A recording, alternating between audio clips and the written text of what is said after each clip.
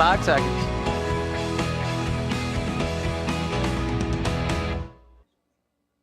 Call to order the May 22nd meeting of the Cary Town Council. And at this time, I'll recognize Councilmember Bonsall for our ceremonial opening. Thank you, Mayor. As we celebrate Asian American and Pacific Islander Heritage Month, I want to take a moment to honor the deep and lasting contributions of API community here in Cary.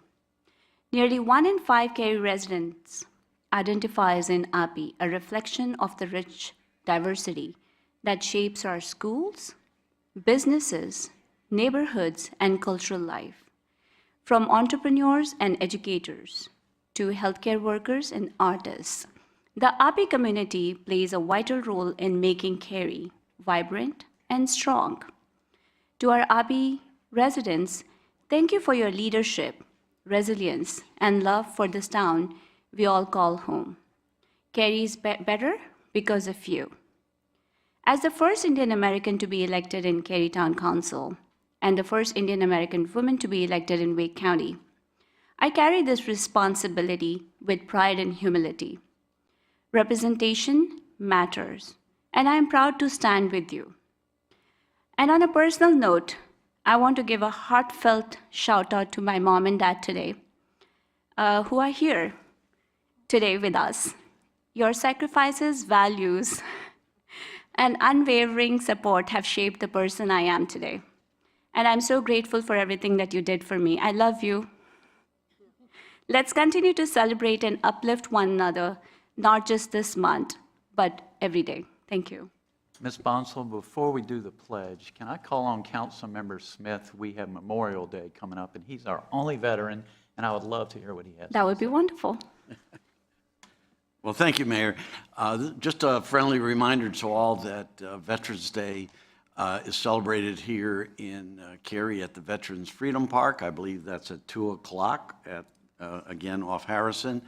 And it's open to the public, and we always have some interesting speakers, and it's a good time to get together and kind of remember all the veterans who have served us. So I just wanted to share that as a reminder. Thank you, Mr. Smith. The wonderful band.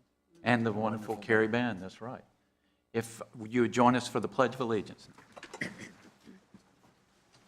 pledge allegiance to the flag of the United States of America and to the republic for which it stands, one nation, under God, indivisible, with liberty and justice for all. We're now at the adoption of the agenda. There are 2 changes to tonight's agenda. At the request of staff, we would be adding the exchange of portion of property located at 160 Tower View Court for a portion of property located at 9419 Chapel Hill Road to the consent agenda. And we will be removing consideration of Second Amendment to Downtown Development Project Agreement from the consent agenda. Is there a motion to adopt the amended agenda? So moved. Second. There's a motion and a second. Discussion. All in favor, please say aye. Aye. Any opposed? Motion carries unanimously. We now move to recognitions, reports, and presentations. And I'll call on first Councilmember Bush to meet Christine Duque Yes. at the podium for a special proclamation.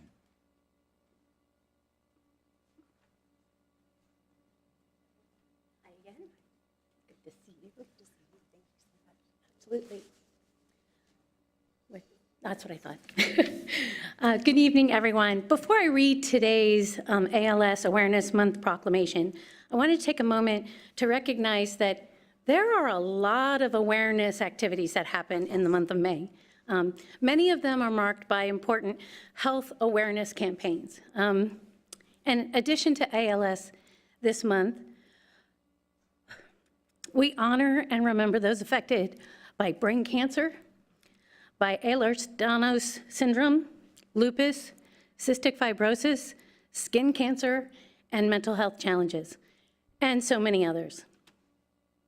Sometimes they're rare, other times they're chronic conditions, but no matter what, they touch the lives of friends, families, and neighbors across Cary and across the country.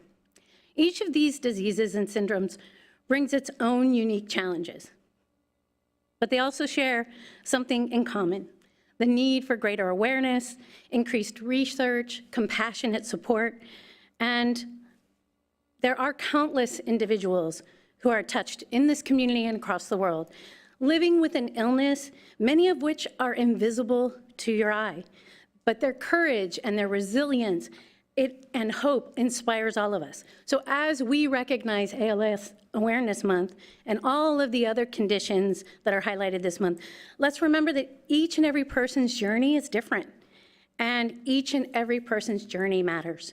Let's also approach each other with open hearts and offer our support, do what we can to raise funds and awareness for research, for treatment, and one day for a cure. And thank you to everyone who's here tonight, who advocates, who cares, who's with someone or being a caregiver, and who stands with all of those affected by these many illnesses that are our awareness during May and in every day. So, designating May 2025 as, I'm just going to say ALS, but could you say it for me? Amyotrophic lateral sclerosis. Thank you. You're welcome. ALS, which is also known by many as Lou Gehrig's disease, is a progressive, fatal, neurodegenerative disease in which a person's brain loses connection with the muscles, slowly taking away their ability to walk, talk, eat, and eventually breathe. Whereas every 90 minutes, someone is diagnosed with ALS and someone passes away from this incurable disease, where the exact causes are actually unknown. Whereas clinical trials today play a pivotal role in evaluating new treatments, enhancing quality of life, fostering assistive technologies for those living with ALS, and whereas the ALS Association is committed to accelerating the pace of discovery, fueled by the hope that one day ALS will be a livable disease for everyone, everywhere, until a cure can be found. And whereas ALS Awareness Month provides an opportunity to increase public awareness of the dire circumstances of people living with ALS, to acknowledge the terrible impact that this disease has on those individuals and their families, and support research to eradicate this disease. And now, therefore, I, Lori Bush, Cary Council member on behalf of the entire Cary Town Council, do hereby proclaim May 2025 as ALS Awareness Month, and I call upon citizens who can help support ALS research to stand in solidarity with those that have been affected by this relentless disease. If you would like to say anything? Just thank you so much for the moment to come up and make sure that more people know about this terrible disease. It's not an incurable or an untreatable disease. It is, as many wise people have said, an underfunded disease. And especially right now, we're having a moment where funding is crucial and is in some ways in jeopardy. So we're relying on each and every one of you and everyone behind me to do what you can to let people know about this terrible disease and the sense of urgency around funding and support for effective treatments and a cure. Thank you so much. Thank you.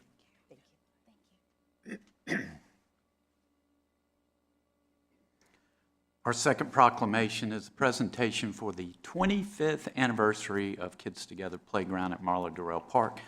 And we'll have the park's namesake, Marla Durrell, meet me at the podium.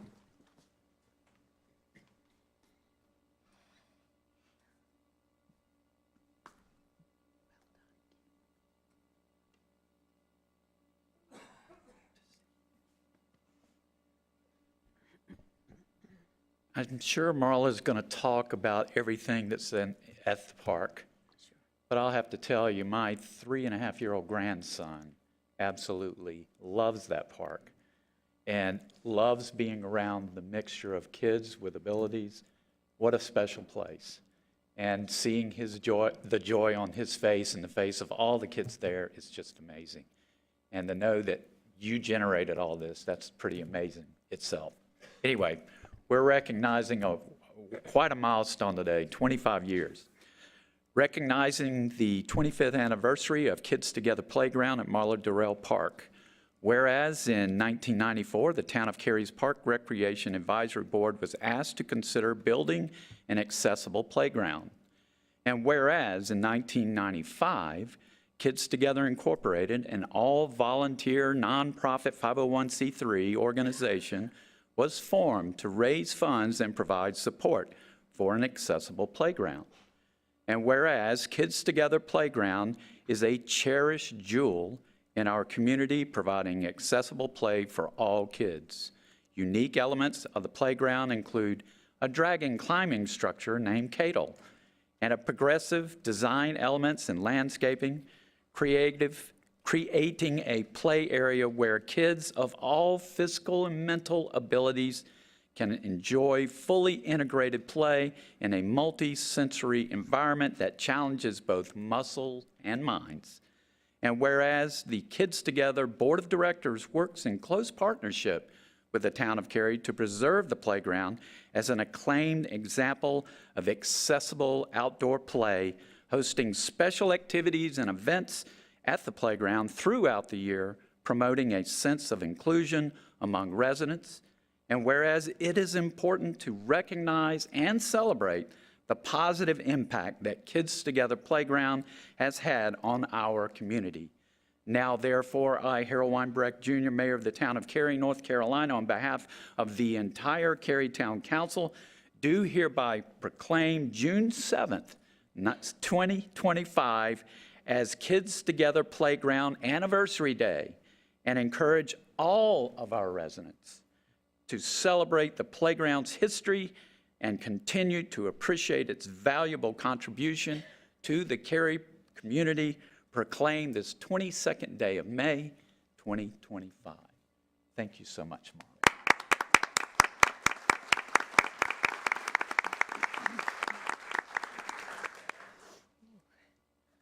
You know, it's interesting. Every day, many Cary children and families play at Kids Together Playground.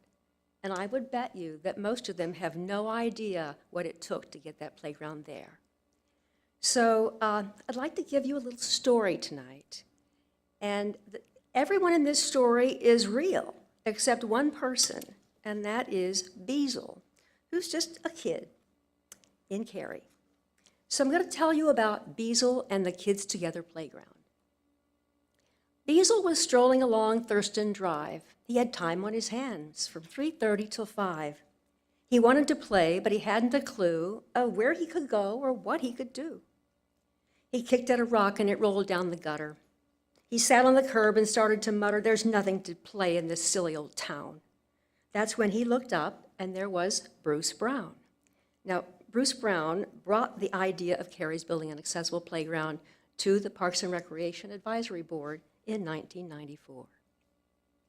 "Now, Beazle," Bruce said, "you've got me to thinking. There's something we need," and his eyes started twinkling. "A playground like one that they have in North Raleigh, the all-children's playground. We'll build one, by golly." But Beazle said, "Come on, that's only a dream. There's no way to do it." He started to scream. But Bruce said, "Now, Beazle, there's no time to grieve. We have to work hard and we have to believe. Believe it can happen. Believe it can be. Believing is bigger than just you and me. We'll get out the word, tell our sisters and brothers, our fathers and mothers, our grandpas and grandmothers." "But that's not enough," Beazle started to wail. "There's no way we can do this, and what if we fail?" "Now, Beazle," Bruce said, very matter-of-factly, "we'll get the job done," he said most emphatically. Then Bruce went to the town and he planted the seeds for a playground that also would serve special needs. He sold the idea that if they'd picked the site, he'd head a committee to do this upright. They all started working and spreading the word that something was cooking, something real good. But Beazle was doubtful. He cried, "It's not funny. An idea is fine, but where is the money?" "I know we can find it," Bruce said. "Just you see. There are others out there who believe, just like me." And just as he said it, his words became true, because standing right there were Girl 1 and Girl 2. Now, the truth is the girls were named Helen and Kristen. They wanted their sisters to have what they're missing, a place they could run, walk, and play with great ease, a place for all kids and all abilities. So Helen Riddlemeyer and Kristen Holcomb were age 7, both of them age 7, when they formed a club called Kids Together, and they began engaging local children in fundraising activities for an accessible playground that ultimately became Kids Together. "But who do these girls think they are?" Beazle huffed. "They're only just kids. It won't be enough." But Bruce merely smiled and he said, "All is well. I've heard someone might help. Her name's Marla Durrell." So Marla joined in, and with Kristen and Helen, everyone started in working and selling and talking to people and raising the dough enough that the town said, "We're ready to go." But Beazle was worried. He started to pine. "So you've got a few bucks. What about the design?" "Now, Beazle," Bruce said, "I've talked with Herb Young, and he's talked with Mary, and Mary's the one who can start the bid process and figure it out. And Alice will help, so don't bother to pout." Now, as it was, Herb Young was then chair of the Parks and Recreation Advisory Board, and Mary Henderson was the director of Parks and Recreation, and Alice Webb was the project coordinator for the park. So word went out across Cary and even beyond that we wanted someone we could depend on. We wanted the best, not the bottom or middle, and that's why we chose our friends, Little and Little. And Little, why, they sent us Rob. And they also called Robin to help with the job. And then Robin and Rob, well, they needed advice, so they gave public workshops, not once, but twice. So Little Landscape Architects of Raleigh was selected to design the park. And Rob Harrison is the landscape designer who took the lead in the design, working with NC State Design School professor Robin Moore, who of the firm Moore, Icofano, and Goldsman. And Robin is now also the founder of the Natural Learning Initiative at NC State. They heard what we wanted. They knew something more. They knew what kids needed, a place to explore, a place filled with plants, lots of trees and bright flowers, a place to commingle with nature for hours. But Beazle complained, "What? Put kids in with plants? They'll rip up their beds and they'll rip up their pants. They'll get mud on their seats and their hands and their nosies, to say nothing about what they will do to your posies." But Robin, quite gently, just nodded and said, "Why, Beazle, you see, this is good for your head. Your brain needs excitement, the kind that's created when your senses sit up and become stimulated." So Robin and Rob, they worked and they laughed and they studied, researched, and came up with the draft, a map that would show what this playground could be if embraced by believers like you and like me. And embrace it we did with our hearts and our brains, and then we found others to do just the same. One by one, they all joined us. They all volunteered, they pitched in their money, and all of us cheered. Not just one or two, but hundreds came through. They bought the kids' crafts and gave more money too. But Beazle was thinking. One day he exclaimed, "We can't have a playground without a good name. So what will you call it? The Playground with Jazz? Or maybe you'll call it the Razzmatazz? Or something real icky like Bug Juice and Squash? Or something real stupid, Get Dirty and Wash?" But Helen and Kristen said, "We know just how to describe this new playground right here and right now. It's only 2 words, and we know it rings true. Kids Together it is then, for me and for you." And well, something happened. For Beazle, it clicked. He got this big smile, looked like he'd been kicked. "It's the best, it's the greatest, it's the most it could be. Kids Together it is then, for you and for me." And he turned back to Bruce, who was standing aside with a grin on his face about half a mile wide. And Beazle said, "Bruce, as I said from the start, if you want something done, you must follow your heart. You must make some new friends, you must give and receive, but most of all, work hard and always believe." So please join us on Saturday, June 7th at 2 p.m. to celebrate 25 years of play. Thank you.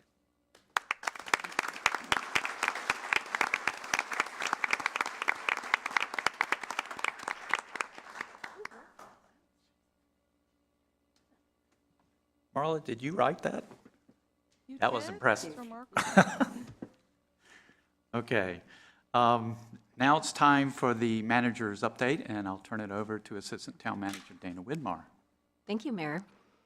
So even today, we're making history in Cary with the newly renovated historic Ivy Ellington House. Ivy Ellington is often described as looking more like a chapel than actually a single-family residence, which is what it was originally built to be. The striking Gothic Revival home was carefully relocated in 2023 to its new site in the heart of Cary's downtown National Register Historic District.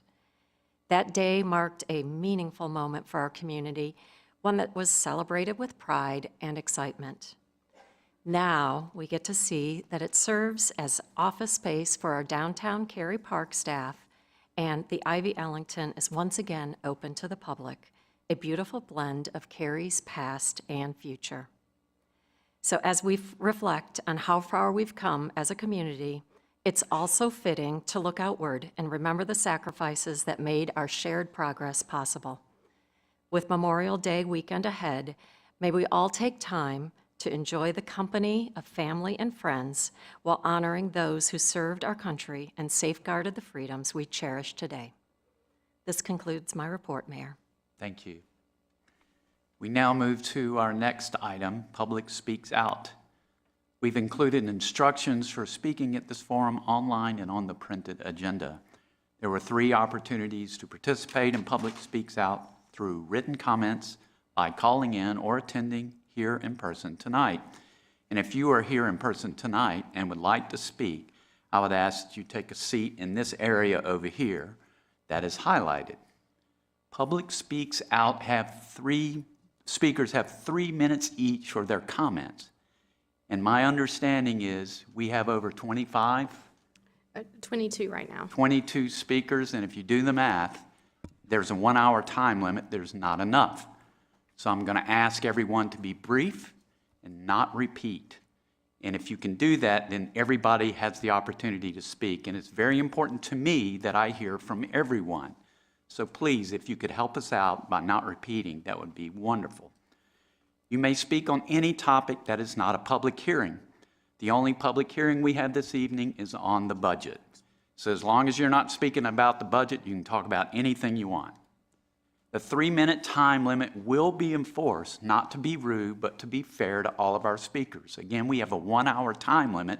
So at 3 minutes, I'm going to cut you off in a polite way and remind you that your time has expired. Again, I'm not trying to be rude, but trying to be fair to all the people that want to speak. There's a light on the podium. It'll start off with a green light. When you have 30 seconds remaining, it will turn yellow.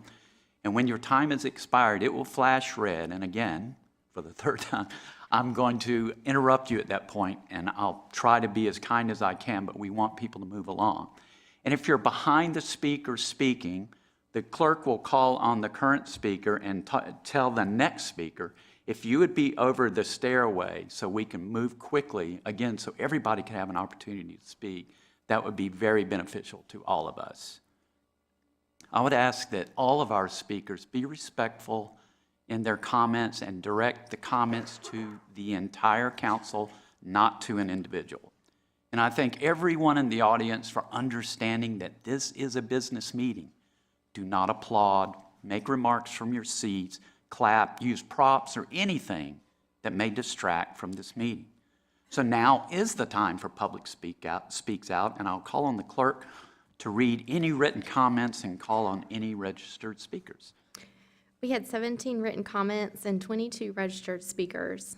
All 17 written comments received were regarding the Waverly Place rezoning. 12 comments are in support, 4 comments in opposition, and 1 comment is neutral on the position, but spoke positively of their interaction with Hines and is satisfied with the proposed solutions to their related stormwater concerns.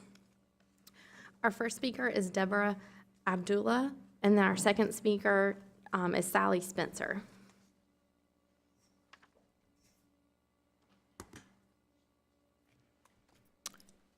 Good evening. Good evening, Mayor Weinbrecht and council members. My name is Deborah Abdullah, and I serve as the president of the Lockmere Homeowners Association Board of Directors President. I'm accompanied tonight by our treasurer, Mr. Joe Jones, who sits over there. The Lockmere HOA Board does not have a standing to take a position on this rezoning effort. Waverly is not within the Lockmere community. It is not within our borders. We are concerned with matters that directly affect stormwater runoff from Waverly that ultimately drains into Lake Lomond, which is within the Lockmere community. It is part of our common property of the Lockmere Homeowners Association.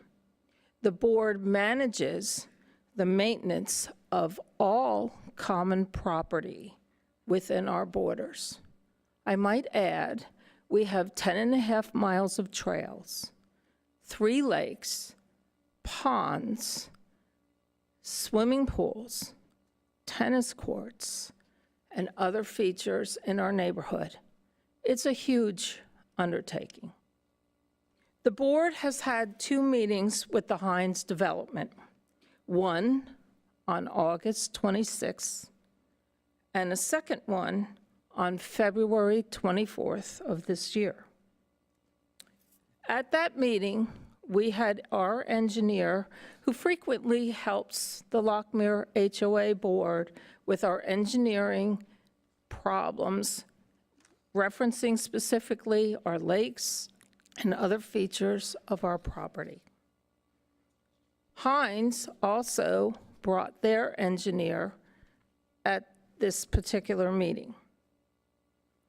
We also had a board member, not a board member, a committee member of our Lakes Committee, who also has a civil engineering degree. At that meeting, it was a very positive outcome. We reviewed the stormwater issue and explained our concerns to the Hines Development Group. The Hines proposal includes the installation of vaults, which filter and create a slower release of stormwater. Hines has also agreed to partner with the board and contribute funds to mitigate erosion downstream from the Waverly outfalls. I'm sorry. Has expired. Okay, sorry. I'm sorry. All right. I didn't time myself. Thank you. Thank you. The next speaker is Sally Spencer, followed by Vicki Yangst. Hello, I'm Sally Spencer. Some of you might be looking at this Waverly rezoning request and think that it is similar to the successful apartments built at Davis Drive High House intersection. It is not. The Davis Drive High House area has the same number of apartments, but they are in 2 different shopping centers with far larger acreage. This area was developed from virgin land, so the property infrastructure was built from inception. New roads have been constructed there to provide residents with egress and ingress separate from the 2 shopping centers. High House Road was widened to accommodate the extra traffic, and there were also connections to greenways with walking and biking paths. None of this can be made available at Waverly Place since Kildare Farm and Tryon Road are fully built out. Next, I'd like to focus on the rezoned Waverly. What makes Waverly a real destination center? What is the draw? It is not downtown, it is not Fenton. Waverly only has some shops, a few restaurants, and a small green space with a fountain. There is no destination there. Once you add 750 apartments, there will never be any room for a memorable destination. How about walkability and bikeability, which are hallmarks of the destination center? Waverly's current walkability score, according to walkscore.com, is 58, and bikeability earns a 29. This is clearly not destination center caliber. The rezoning is not going to improve these scores at all. Why is this rezoning even being considered? Waverly is not a failing mall in danger of South Hills blight. To us, Waverly is a successful mall that is busier than ever, with only one failing business that needs to be replaced. Getting parking spaces is difficult. Even entertainment events are packed. It doesn't seem like revitalization is necessary. So who gains? The developer clearly profits, and the town gets extra tax revenue. And sadly, local residents are saddled with additional traffic and accompanying safety issues forever. What about existing Waverly business owners? Many of them here that our current clients will go elsewhere as parking goes from difficult to impossible. Who really wants to park in a parking garage to go get an ice cream cone or pick up a takeout? There are other nearby, more convenient options. What about the outdoor public area that we now enjoy? The apartment residents will overwhelm the small children's playground, and the lawn space will be too crowded for locals to even enjoy evening events. In conclusion, the rezoning strands and new apartment dwellers in a destination center without a destination. Waverly will become inaccessible to nearby residents and will ultimately decide to shop and dine elsewhere due to the congestion. I urge the council to listen to their constituents and vote no now. Thank you. Thank you. Next speaker. Our next speaker is Vicki Yates, followed by Donald Swanky.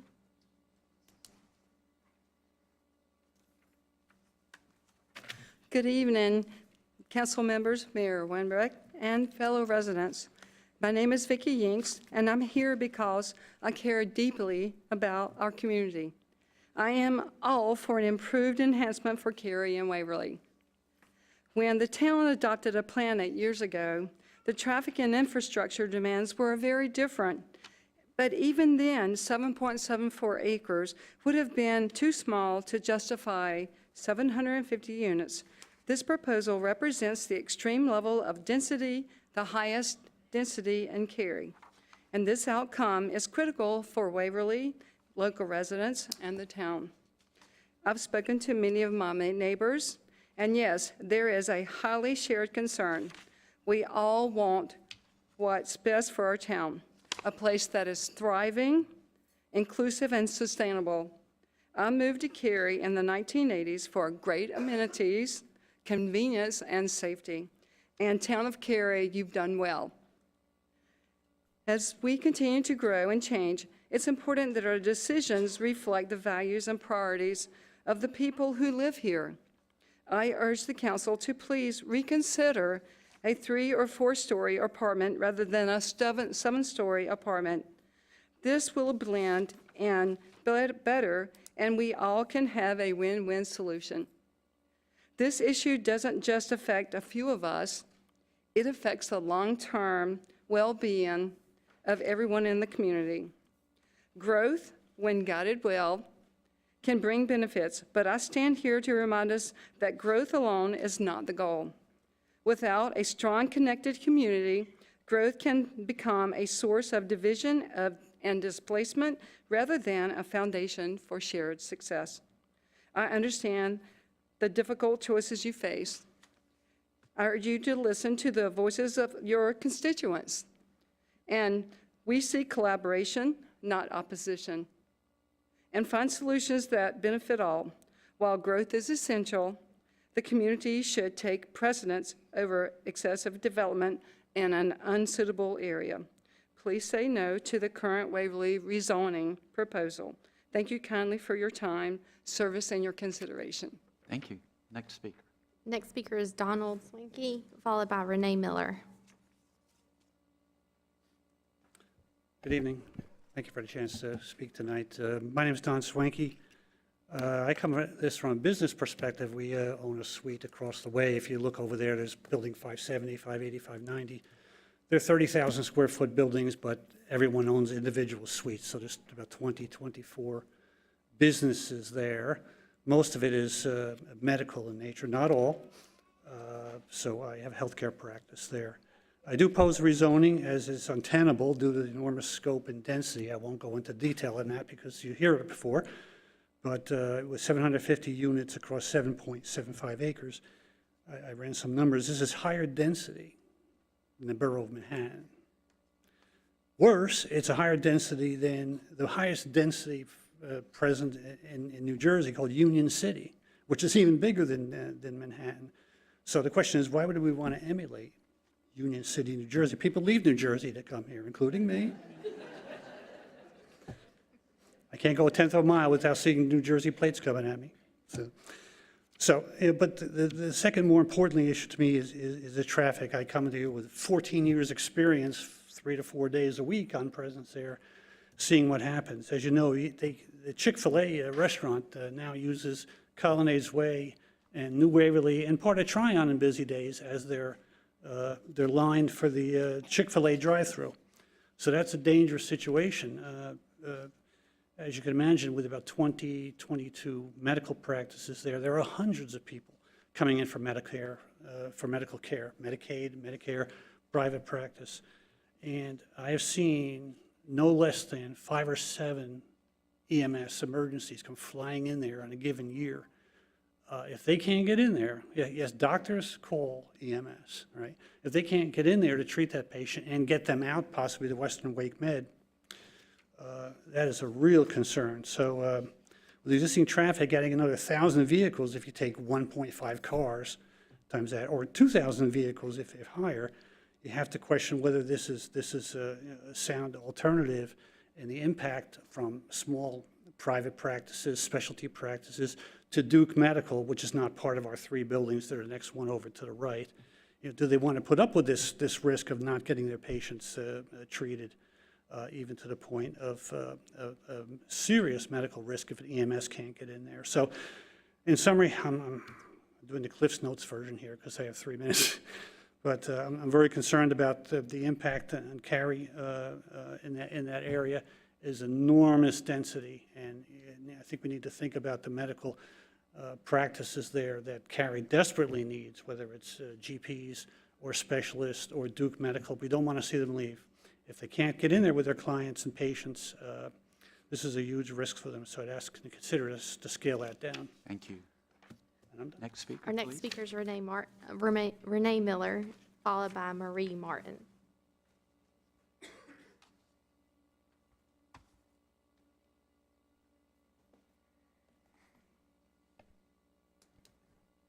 Good evening, Mayor and Council. For months, I have observed, listened to, and read development plans for Cary.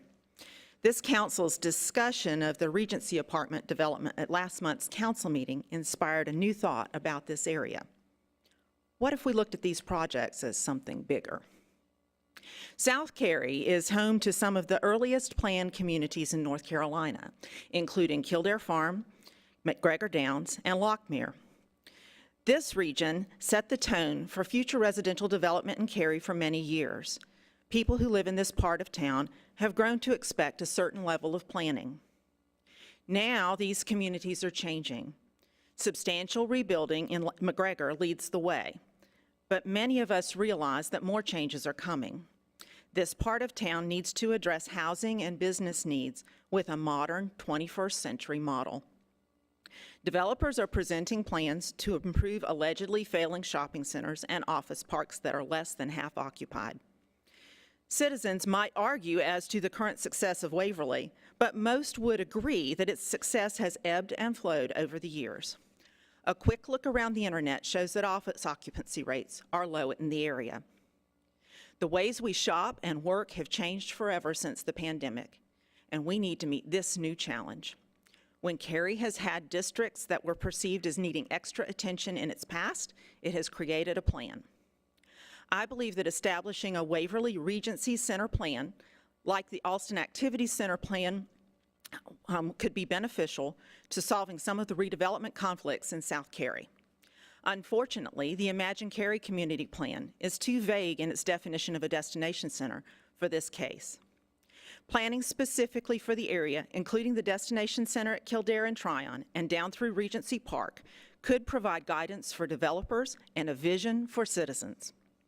With the budget tight, I recognize that money may not be available for consulting, but there's a huge resource of professionals among our citizens who might be able to provide volunteer time to create this framework. I dare say there are a few qualified individuals seated behind me and wearing red tonight. Let's give development some context in South Cary so that we can create a unique place that attracts citizens and visitors to explore, live, and grow. Let's table the Waverly rezoning tonight and establish an overall plan for Waverly and Regency that keeps Cary great. Thank you. Next speaker. Our next speaker is Marie Martin, followed by Yang Xing Fort.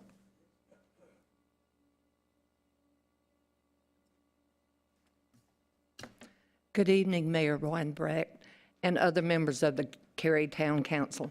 My name is Marie Martin, and my husband and I live on Kildare Farm Road, which is very close to the Waverly project that is being addressed here tonight.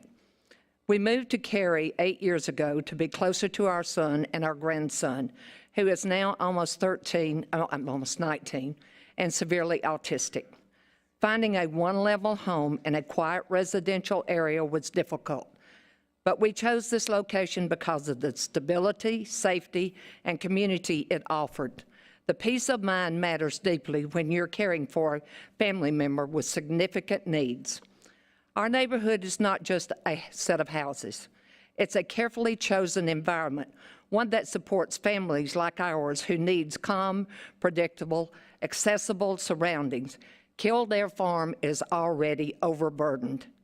The increase in traffic, noise, and visual congestion that this project will bring threatens all of that. It's more than just inconvenience. It's a real disruption to the daily lives of residents who depend on this area being safe and manageable.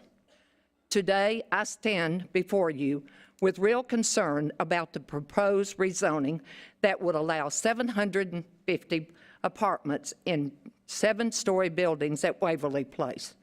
This level of density and this kind of vertical development might be perfect for downtown and Fenton, but it is not appropriate for this part of Cary.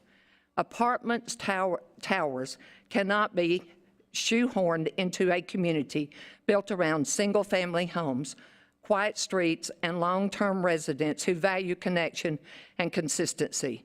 This proposal does not reflect the scale, character, or capacity of this area. Growth is important, and we all understand that Cary will continue to evolve. But the kind of growth we support should be thoughtful, balanced, and compatible with what already exists. The rezoning fails that test. We're not against progress.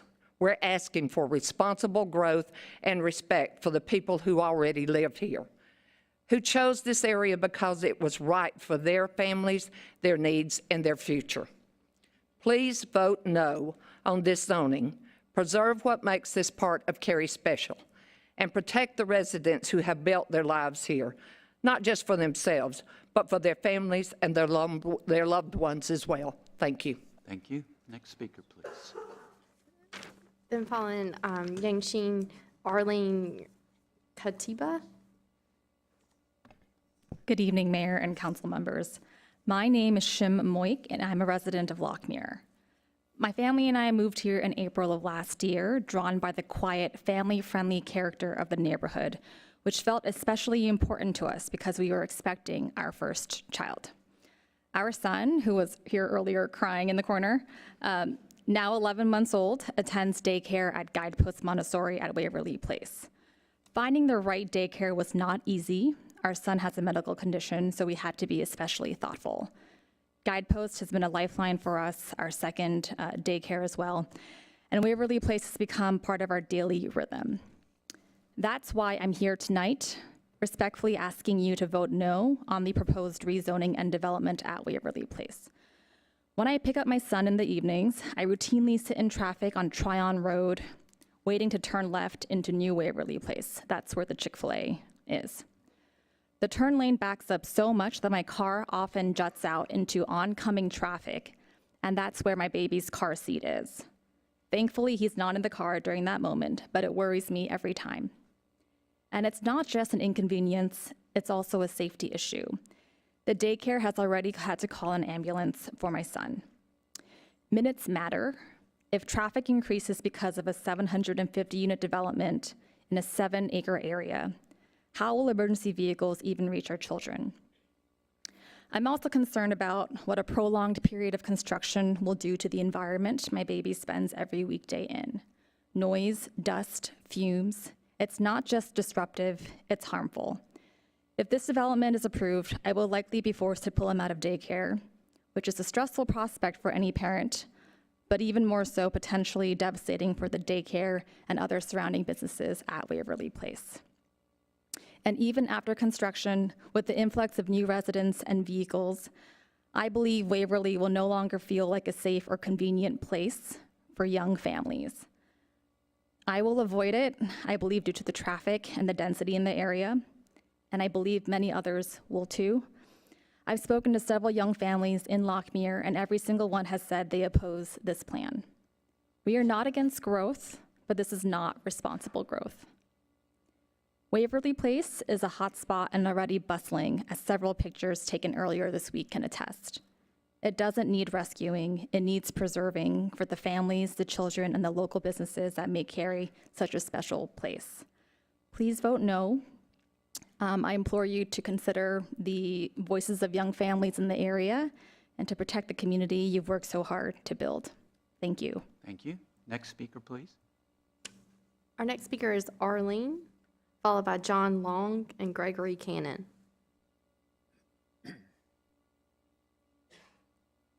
We'll go to John Long, Okay. followed by Gregory Cannon.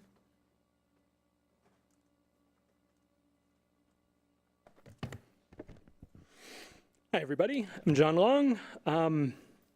So, as a slightly younger man, I moved here to Cary in 2010 after quite a bit of consideration.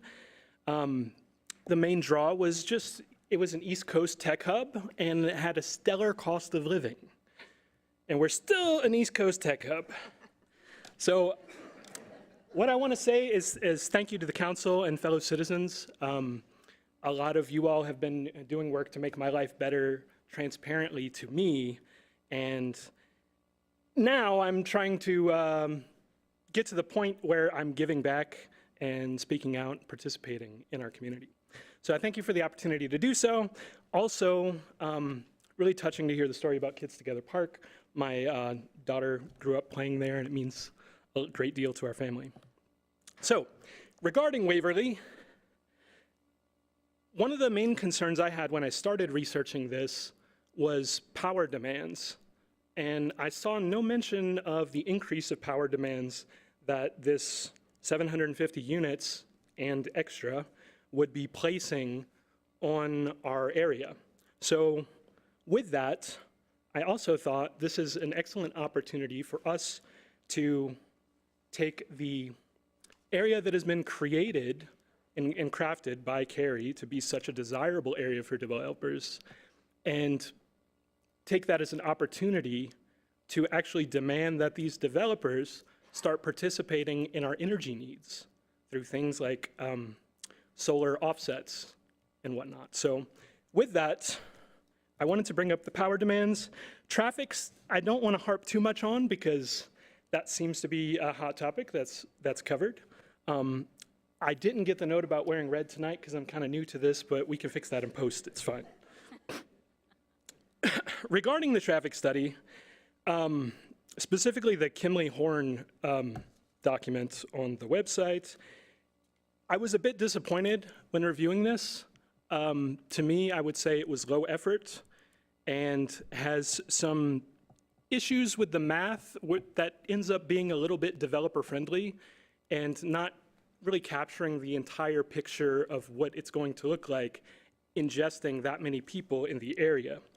And some of the people that spoke before me brought up the points regarding safety. I want to point out specifically the hospital and fire station in section 3.4.1E of the LDO, which I do not believe can be met and without further discussion on the power and traffic needs.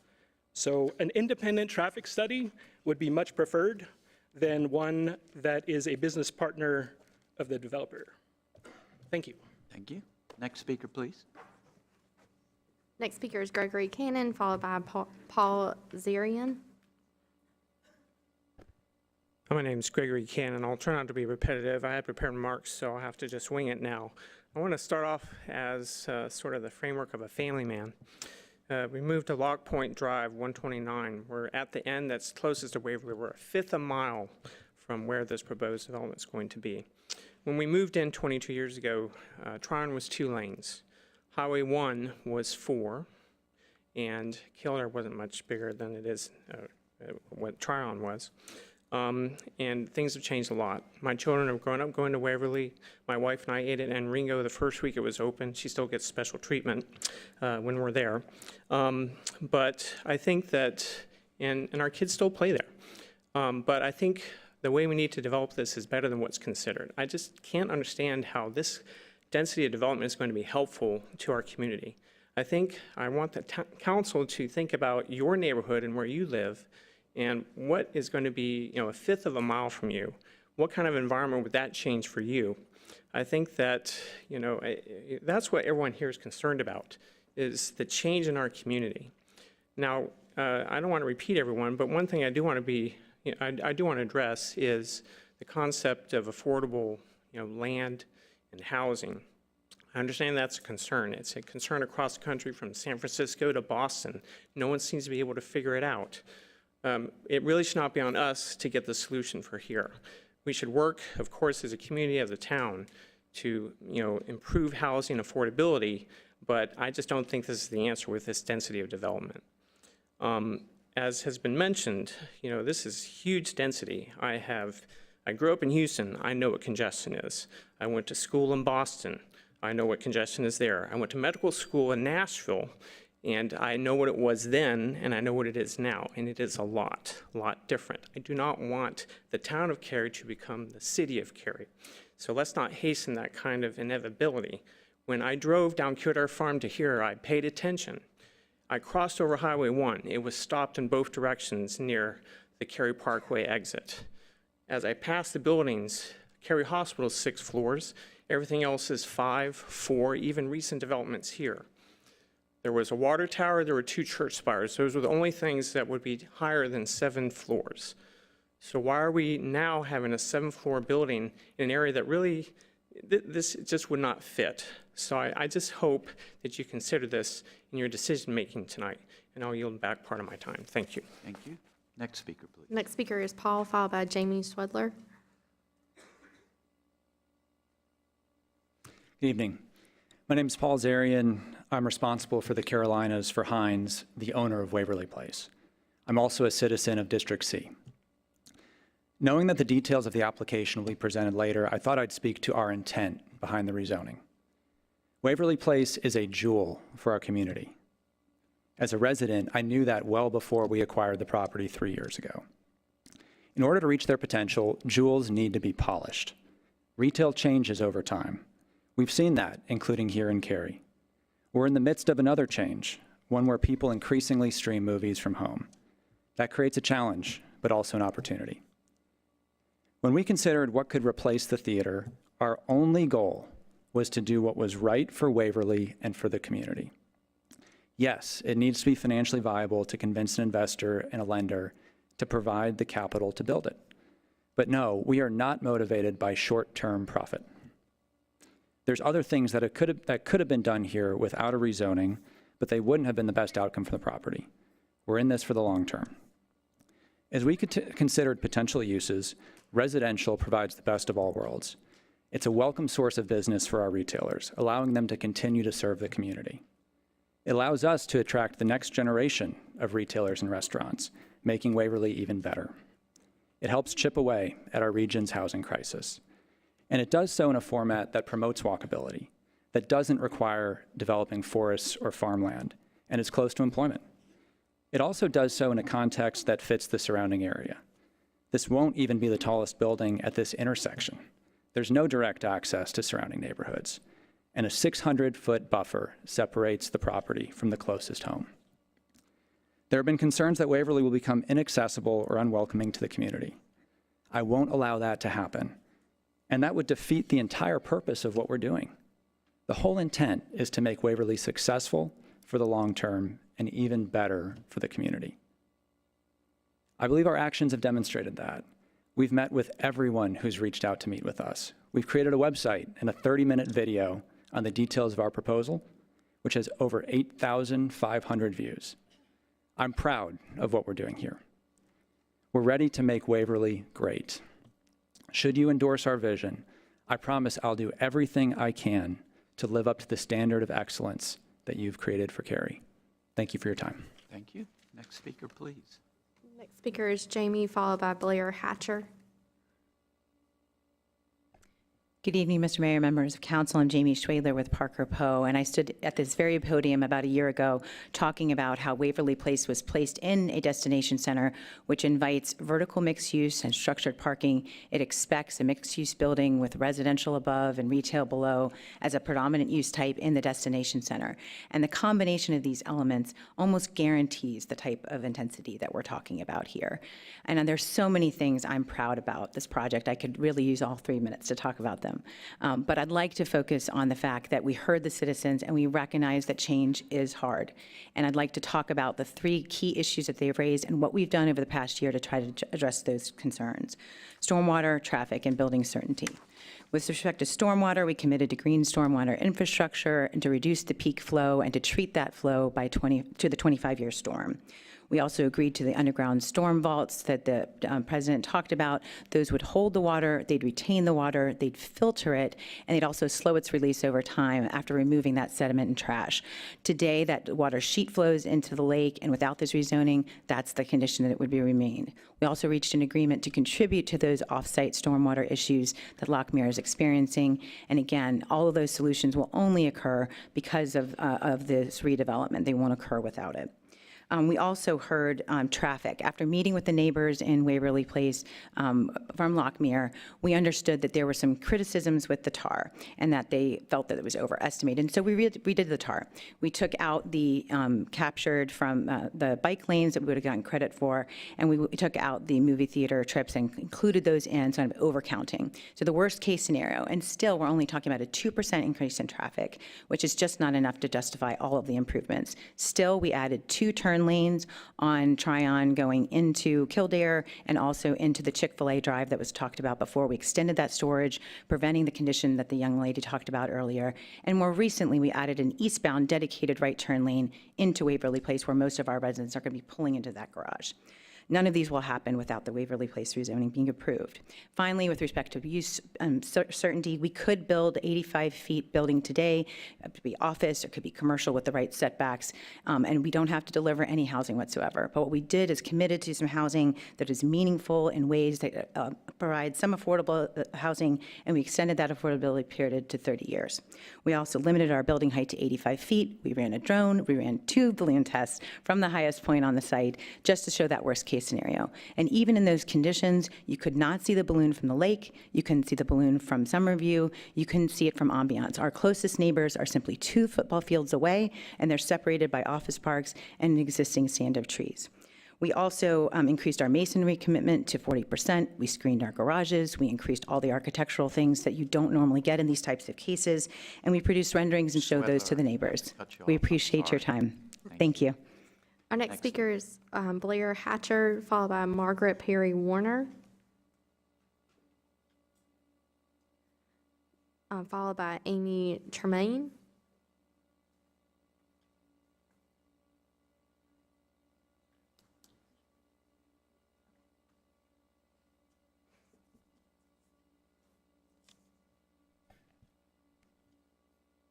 Hi, I'm Peggy Warner. Cary is a wonderful place to live now because for years it was required responsible growth and met exacting standards. Cary has spent 20 years planning downtown, and it shows. Cary can also be proud of Alston and Fenton. Those sites had been built on open lands with great roads to support them. But Waverly is not downtown or Fenton or Alston. Waverly is a small but thriving shopping center in the midst of a residential area. It's surrounded by roads that cannot be changed to accommodate rezoning. Hines wants to maximize the density at Waverly by jamming 750 apartments into 2 7-story buildings on a mere 7 acres. This makes Waverly the densest apartment complex in all of Cary. Yes, the proposed Waverly rezoning does check some boxes in the Cary community plan. It does provide a minimal level of workforce housing, as well as a modest level of stormwater protection on a segment of Waverly. But in terms of the big destination picture, there's no plans to make the entire Waverly Destination Center walkable, bikeable, or connected. It is unsafe to walk from Waverly to the bulk of the destination center across Kildare Farm Road, and neither the town nor the developer can fix that. Hines wants to maximize the density, and in meetings with residents, Hines has refused to compromise on that. The cost of this extreme density will be completely borne by the residents who use Tryon and Kildare Farm roads every day, and it cannot be remediated. We understand the financial pressure the town is facing, but the town council should listen to the many residents who would agree to pay a bit more in taxes, rather than be forced to cope every day with the teeth-gnashing traffic and safety problems caused by this extreme density. Tonight, as you contemplate the Waverly rezoning, we hope that the town council will not give undue weight to the almost meaningless nod to workforce housing and modest stormwater protection, and will instead listen to the Cary residents who would have to pay the price for this density for years to come. There are many residents with me tonight who share my concerns. If you could please stand. Thank you. These residents do not want to stop growth. We're asking the town to say no to this proposal now and give the developer time to reconsider the density of this project. Thank you for your time, for your service, and most of all, for your patience. Thank you. Next speaker, please. Our next speaker is Amy, followed by Rico Nigro. Good evening. Thank you for your service. I'm here tonight to express deep concern and firm opposition to the rezoning request of Waverly Place, specifically regarding the unprecedented density that this plan would bring. But first, I want to bring to your attention a picture that's within the Cary Community Plan that shows Waverly Place on a typical Wednesday night. And the caption reads, Cary's Waverly Place Commercial Center is an example of a suburban community shopping establishment that offers the kinds of environment and shopping experiences customers in Cary desire. That caption is as true today as it was the day it was written. Waverly is a suburban commercial shopping center, just as it says in the Cary Community Plan.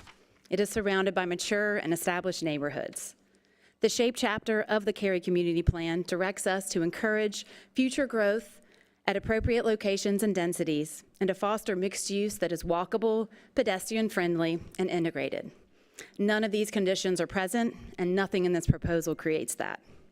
Yet this rezoning is asking us to replace that suburban commercial center with 7-story monoliths, 750 apartments on 7.7 acres. This density is double any development within Cary and would set a new and troubling precedent. Equally concerning is the impact on our community safety. Both our local fire station and hospital are located within the same block as this proposed redevelopment, and I'm sure many other people will explain traffic is a problem. Adding substantial traffic without meaningful infrastructure jeopardizes not only daily mobility, but our emergency response capabilities, which is really when every minute counts. This rezoning is a tipping point.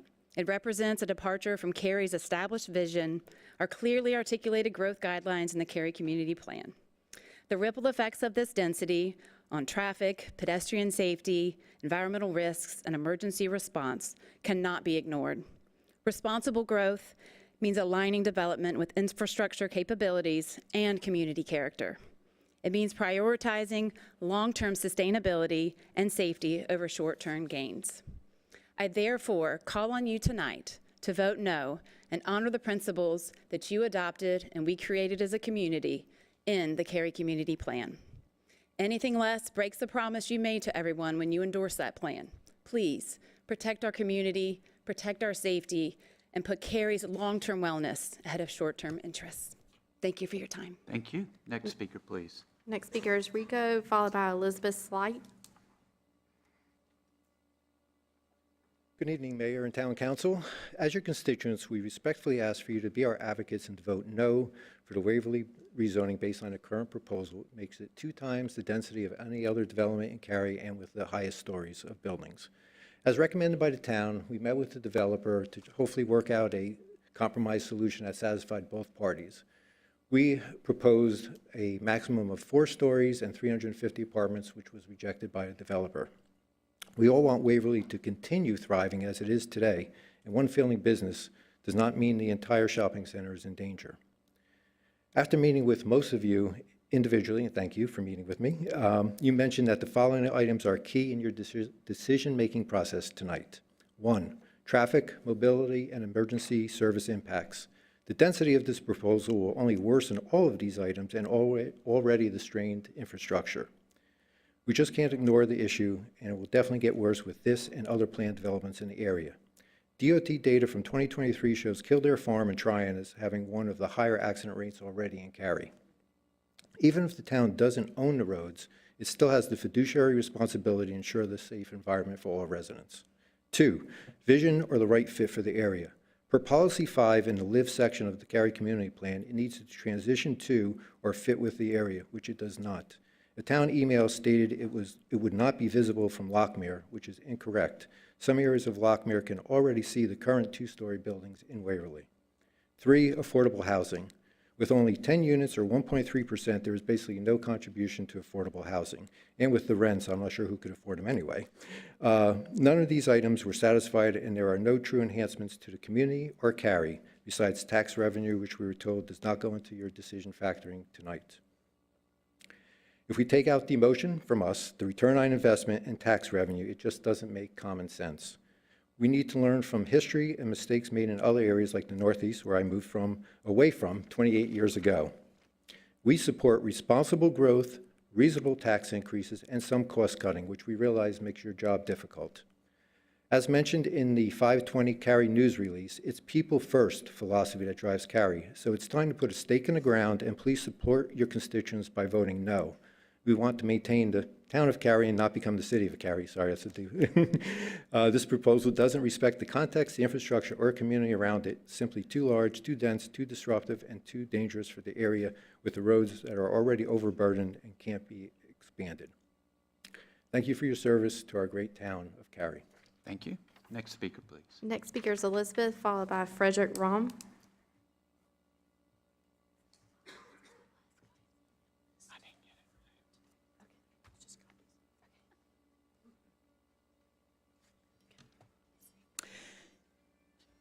Good evening. I'm Libby Slight, and I'm a 27-year resident of Lockmere. I've seen Cary change a lot, most of it good, with the healthy dose of responsible growth. Again, we want to remain the town of Cary, not the city, and not a city that allows massive urban scale development. And while you're trying to manage our town's growth, you must do it responsibly, ensuring the safety of Cary's current and future residents. The Waverly proposal with the 750 apartments on 7-acre tract is not responsible. Please consider the following items in making your final decision. This rezoning request fails to align with Cary's transportation and infrastructure policies and would significantly worsen those constrained roads, as we've talked about before. The MOVE policies at LDO call for safe and efficient movement of all users, development coordinated with infrastructure and serviceability, and adequate public facilities be in place to serve new development. The Kildare-Tryon intersection, which we know can't be expanded, already has high crash rates and unsafe conditions. And that's even before you add 750 additional residences and 1,500 plus more vehicles. The rezoning request doesn't meet Cary's own policies. Also, the newly proposed right turn lane into Waverly is another unpromised stopgap improvement. It might marginally ease vehicle queues on Tryon, but it would make pedestrian crossings even more dangerous, undermining the community plan's mandate for safe pedestrian networks. Higher density is supposed to shift trips away from cars, which demands a truly walkable, bike-friendly environment. This plan falls short. Every enhancement is confined to the footprint of the new buildings and does nothing to make the rest of Waverly safer or more accessible. The rezoning TAR was a bit flawed. It does assume that over 2,000 daily trips will be removed due to the Cine Bistro closing. In reality, it's only 600 daily visitors. That's the math. and that's a verified fact. So that's likely 300 to 400 daily car trips. This overestimation masks the project's true traffic impact, and the growth rate in the TAR is listed at 1% when every other previous Cary TAR report says 2% growth. So that's future growth should be twice as large as what's presented in the traffic study. How can you ignore these facts?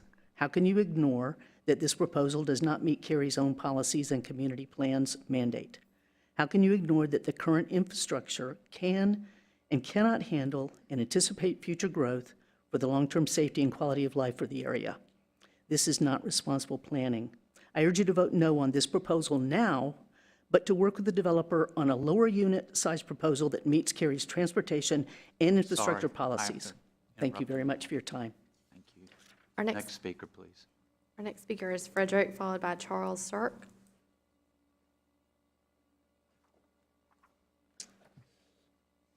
Hi, I'm Fred Rom, and I am a resident of Lockmere on Lock Point Drive. I trust that by now that you've had the opportunity to hear the people who are opposing this project, and you realize they are not ideologues, they're people who are genuinely concerned about their community. I'm just going to touch on a couple of issues to indicate why I believe this would be a very bad precedent for the project to go forward. If we start with some basic facts, number one, the Cary Community Plan does not define high density. Cary is not and has never been a high-density residential area, nor has the area immediately behind the Waverly space, Lockmere, which borders between Kildare Farm, Cary Parkway, Tryon Road, Lockmere. That's anything but a high residential density area. The project that is being proposed is clearly a high density area. There are various standards that have been promulgated for what constitutes high density. They use the dwelling units per acre as the measure. Low is between 2 and 15 such units. Medium is 25 to 40. Very high is 76 or more. The numbers we have for these 750 units on 7.7 acres, 96.9. It's off the charts.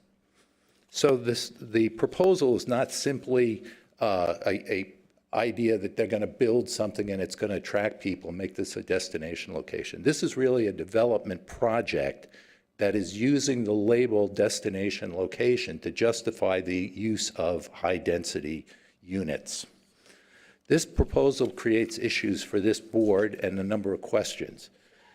What does the board consider to be high-density residential DUAs for Cary? What about the surrounding community in Waverly? What about designating something as a destination location? Can you use any high-density DUA under those circumstances? What limits is the council going to put on the dwelling units per acre? And what does the council require in order to say that a particular project is actually facilitating a destination location? If you look at this project, it's primarily 2 750 apartments. You have a parking deck. You have a walkway around it. Do you really think that's going to bring people into Waverly? Who goes to an area going like, hey, I got to see those 750 apartment units? So I would say, if you approve this project as is, you're opening the future. Sorry, your time has expired. Thank you. Next speaker, please. Next speaker is Charles, followed by Troy Tremaine.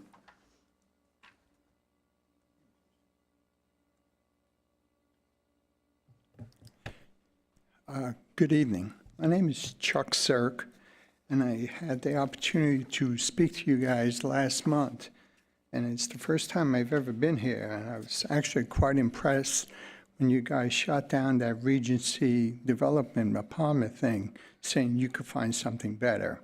And I guess that's to suggest that we are here tonight, believing you could find something better. But in my spare time, I don't know how many of you are familiar with the biannual citizen survey report. Well, I used to be a statistician when I had a life, so I had nothing else to do but to go through this. And those of you who are familiar with it, it's basically a report card for the town of Cary. And you've done well. We've done well, all of us. In there was 21 in grades of A, and there were 13 grades of Bs. And then they rate different departments and activities in the town, such as the police got an A minus, the fire got an A plus, trash collecting got A's, Parks and Recreation got an A, Cary staff got a B plus, the town council got a C plus. You following my point? Okay, now let's go. I'm not picking on you. I'm not making fun of you. I admire your work, not all the time. There's 5 categories they rate you on. Recreation facilities, you got a B plus, which is down from a B, which is down to a B this year. You had previously received a B plus, this year a B. Environmental protection, you went from a B to a C plus. Town council being effective in keeping Cary the best place to live, work, and enjoy. You had a B minus, you went to a C plus. Transportation, you went from a B minus to a C minus. Finally, planning and development, you went from a C to a C minus. I went to parochial school, 70, below 70, you're failing. You're pretty close. What am I saying here? I'm saying people are looking and they're concerned. I'm here because I'm concerned.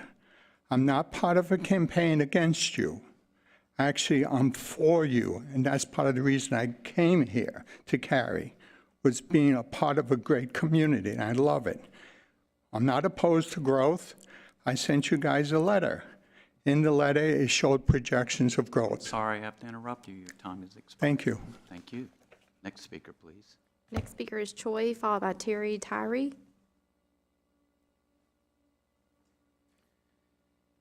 Good evening. My name is Troy Tremaine. I'm a 25-year resident of Cary, and I'm here to urge you to vote no on the Waverly Place rezoning. Though the proposal is marketed as an ambitious mixed-use revitalization, it is, in truth, a facade that masks a fundamentally unsound plan, one that rewards a developer while shifting the long-term cost onto the public.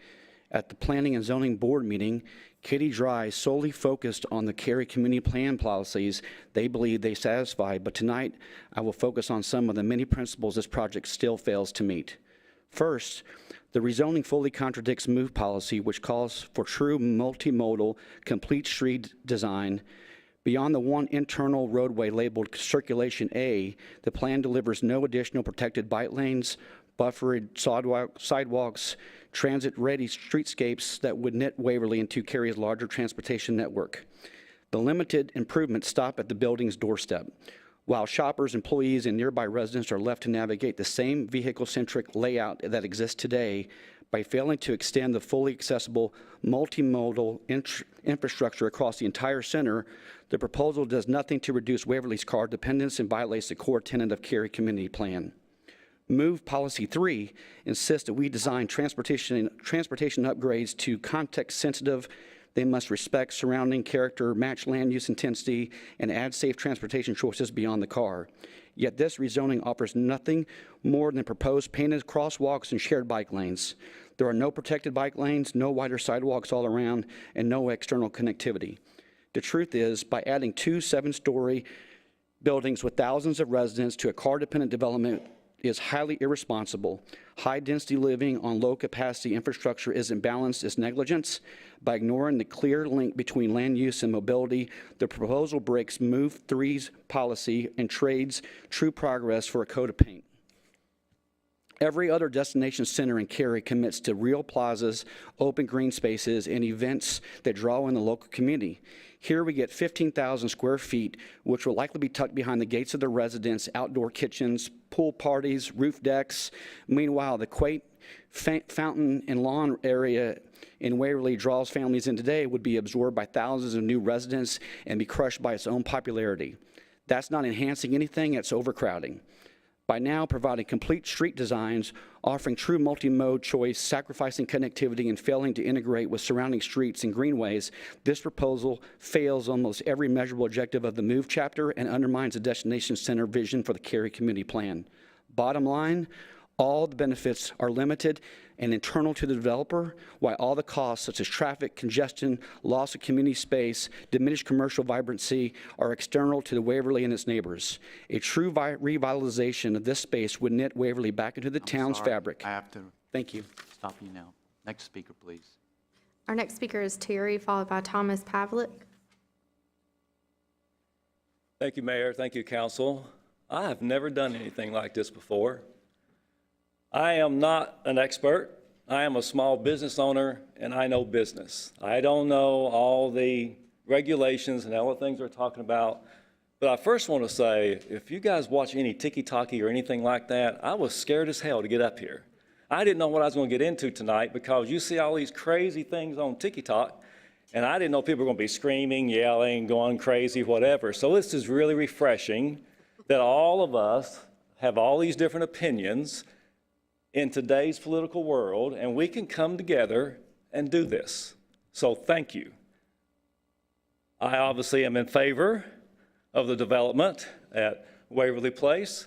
As a small business owner who started before the pandemic, we all know what happened to us during the pandemic. It has been brutal since. We are fighting for every customer every day, so our employees, because my business is only as good as my employees. I'm lucky I employ 10 people. They're the lifeblood of my business. Waverly is the lifeblood of my business. I'll leave it up to the experts and you all to work out all the details, but I'm excited as hell if we get this to happen. My employees are excited. We hopefully will have more people, which means I can hire more people. And that's the economic impact of it on a small businessman. Again, I'm not an expert on anything except I am an expert on small business. I know how to run a small business. Waverly is a great place for a small business. It has struggled some because of the economic situation we're in now. And damn, the big box stores, they're fine. Whole Foods at Waverly will be fine no matter what happens. But us little guys need all the support and help we can get. And this development, I can tell you, amongst all of us small businesses in Waverly, are excited. You work out the details, we'll make it happen. We're excited to serve the community. We're excited to have everybody here come and visit Waverly. I just want you to know from a business perspective, I think it's fantastic. I'm excited. And dang, I really am impressed that all of us can meet with different opinions in today's political world and it be good. And I thank you for that, and thank all of you. Thank you. Thank you. We have time for one more speaker. Our last registered speaker is Thomas Pavlik. Thank you. I'll keep it quick. I'm a Cary resident, been here in Lockmere for the last 8 years with my family. I'm also a professional civil engineer, been that for 25 years.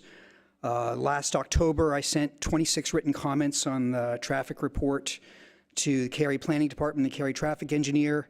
We did have one brief meeting where we went over 5 or 6 of the comments. I was promised written responses to the rest. I never got that. That's been 7 months, so I'm not sure that that process has been legally closed out. My assessment of the traffic report is the same as I said about a year ago at one of these meetings. Traffic is bad, it's going to get worse, and they're not going to do anything about it. So this is at best kicking the can down the road, which is not the way to run a town. So I'll just say a couple things. The developer and their lawyers and their consultants are all paid to get the zoning changed here. All of us citizens are spending our own time and effort, not paid, to tell you the concerns. And I'm very impressed with a lot of the things that were said tonight. I think they're very meaningful. So I'll just leave you with something that I hope will give the council a framework for making their decision. And it's the story of King Solomon in the Bible. And if you recall, King Solomon was able to determine the real mother of the child because he saw who loved the child more. It was the woman who did not want the child killed. So likewise, who cares more for the town of Cary? Is it the wealthy, powerful developers who wants to cram, in a sense, kill the desirability of this part of Cary that we all live in and love? Or is it the citizens who are here, spending their own time and sacrificing their efforts to save this? So, thank you. Thank you. Ladies and gentlemen, please do not. No applause, please. No remarks from your seats. That concludes public speaks out. We now move to consent agenda. It's item 4 on the agenda. For those people watching us streaming or TV, take a moment to review the consent agenda items. Please keep in mind, one vote approves all these items. Number 1, technical correction to Cary's official zoning map. Celco Partnership Verizon Wireless License Agreement. Discontinuation of Cary provided email accounts for advisory board members. Act 35 Land Development Ordinance Amendments. Exchange of portion of property located at 160 Tower View Court for portion of property located at 9419 Chapel Hill Road.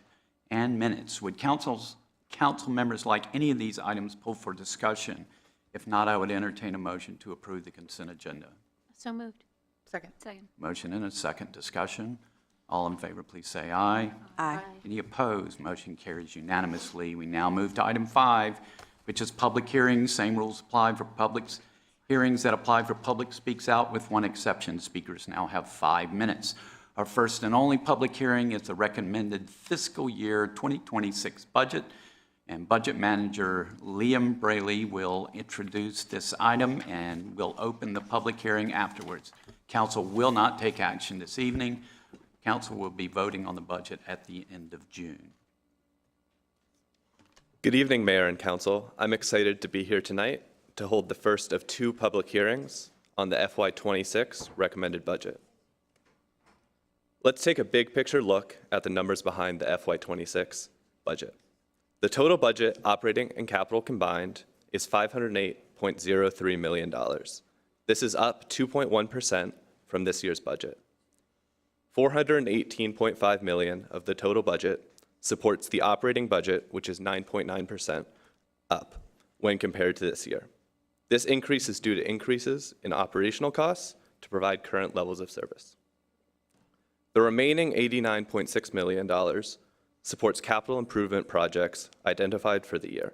This is a 23.2% decrease from the current year. The decline is largely due to decreases in downtown and transportation appropriations. The budget has a primary focus on maintaining existing services and infrastructure. It includes limited capital expenditures on critical capital maintenance and no capital improvements. Additionally, it does not recommend any new positions or service level expansions. The FY 2026 recommended budget includes the proposed tax rate of 34 cents, with 1 penny equaling $5.3 million. This is an increase of 1.5 cents over the current year tax rate of 32.5 cents. The solid waste fee is proposed to increase by $2 to $25 per month, with a cost recovery rate of 96%. Consistent with our long-term financial model for the utility fund, there is a 4% increase in the utility rate, which is to cover increased costs necessary to provide safe drinking water that we enjoy, environmentally responsible wastewater collection and treatment, infrastructure renewal programs, and equipment. Council started budget discussion at the budget work session and retreat in February, and staff recommended a budget based on your input on May 1st. We continued our budget discussions at the work session on Tuesday and have arrived at the first of our 2 public hearings. Cary will have another budget public hearing on June 12th, followed by adoption on June 26th. We have made available several avenues for citizens to provide input on the budget, including social media, 311, council meetings, and public hearings.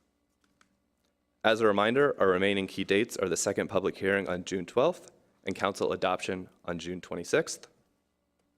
At this time, we'll open up the floor for the public hearing.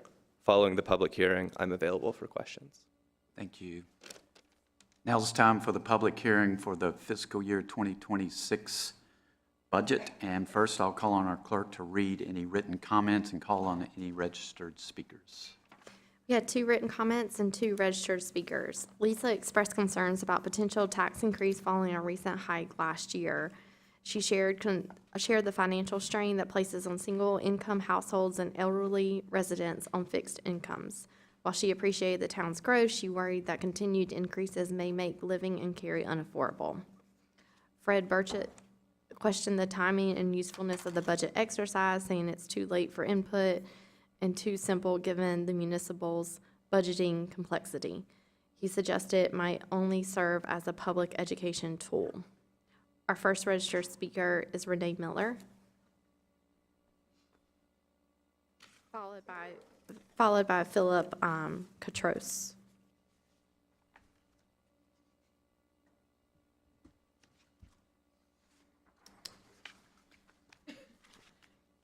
Good evening again, Mayor and Council. There is little appetite for a property tax increase this year. As you are well aware, I have sat through nearly every budget meeting since the council staff retreat in February. I've met with citizen groups and explained the reasons to consider a modest tax increase. And yet the general response I still get is no. Some of that seems to be from the expenses related to the downtown park, whether it's the high cost of construction or the continued high operating expenses for a venue that many feel they are not able to utilize. Some stems from the ill-timed bond referenda last year. And most is just from the significant jump in the amount of taxes that were assessed in 2025. One other interesting item that repeatedly arises in discussions with citizens is finding a way to protect seniors and others on fixed incomes from continually rising taxes. Our citizens do not want people to be priced out of their homes because they can't afford to pay the tax. What is interesting to me is that the members of advisory boards and committees seem to understand once they have walked through the proposed budget and the model exercise that staff has prepared, and they agree that a modest tax increase might be in order. Continuing to provide citizen education opportunities and transparent communication about the council's developing thinking on fiscal year 2026 will be especially important as we move forward in the budget process this year. Raising property taxes is going to be a tough sell. Next speaker is Philip Katros.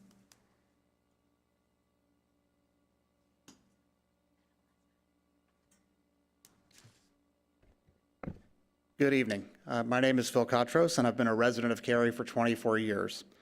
First off, I want to thank the Town Council for inviting public budget input and for setting aside time tonight for this topic. For a little over a year, I've been a weekly volunteer in downtown Cary Park. I'm a volunteer in Hemlock Bluffs, and I volunteer at many of the town festivals. And I was truly privileged to be part of the Cary 101 class for 2025, which graduated here last night. I share all that to say that I've had the distinct pleasure of getting to know many of the town's staff members. They are truly a remarkable group. As one of the council members said yesterday, they're simply the best. This should come as no surprise given that a high-performing staff is one of the 6 town pillars, and given that the second statement in the town's statement of values says that employees are the town's most important resource. While Cary is known for winning awards, it's not the place that wins the awards. It's the Town of Cary staff who actually do the work that make this recently recognized #1 place to live, work, and play in the state of North Carolina. With that as the backdrop, I'm concerned that the FY26 proposed budget not only freezes hiring, but moreover reduces the merit budget from a 5% average to a 3% average. As someone who is an executive in corporate America, I get it. Cary, just like a big company, spends most of its general operating budget on people. So, not unlike a business, it looks prudent to trim spending on this largest expense.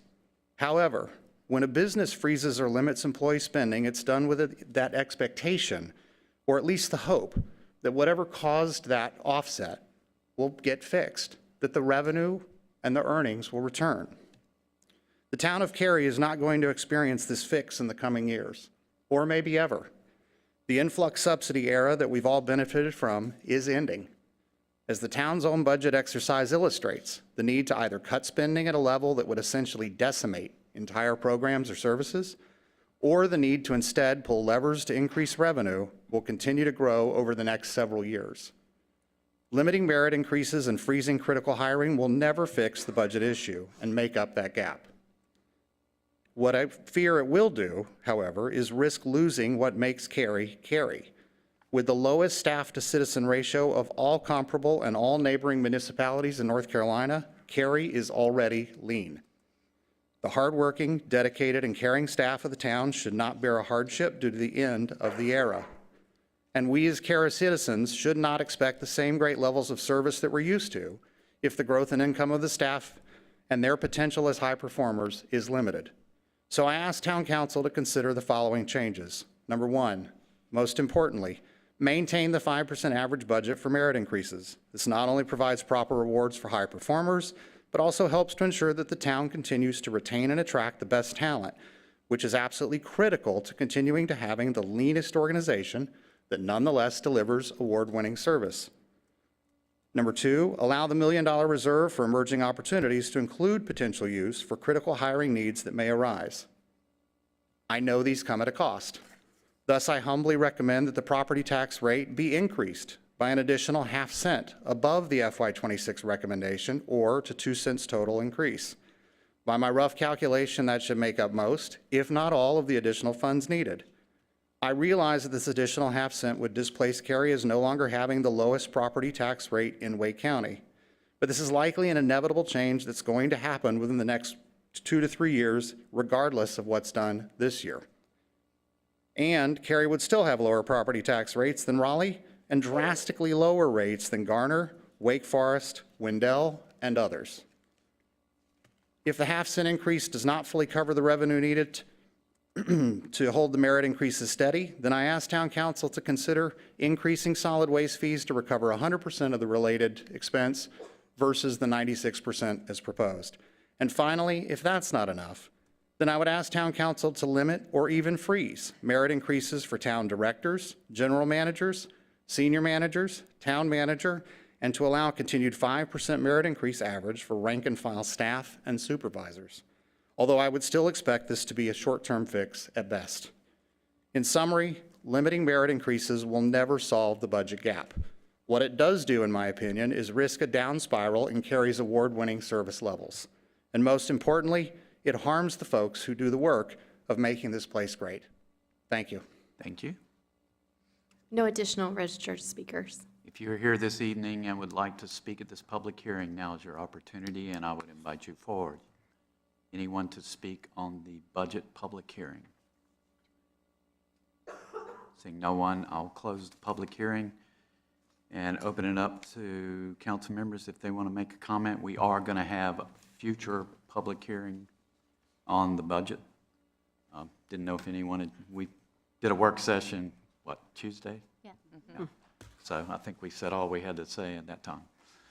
All right, we'll move to our first and only discussion item, 23 REZ 12, Waverly Place rezoning.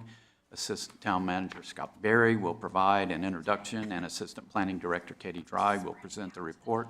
Council may take action this evening. Mr. Berry. Good evening, Mayor and Council.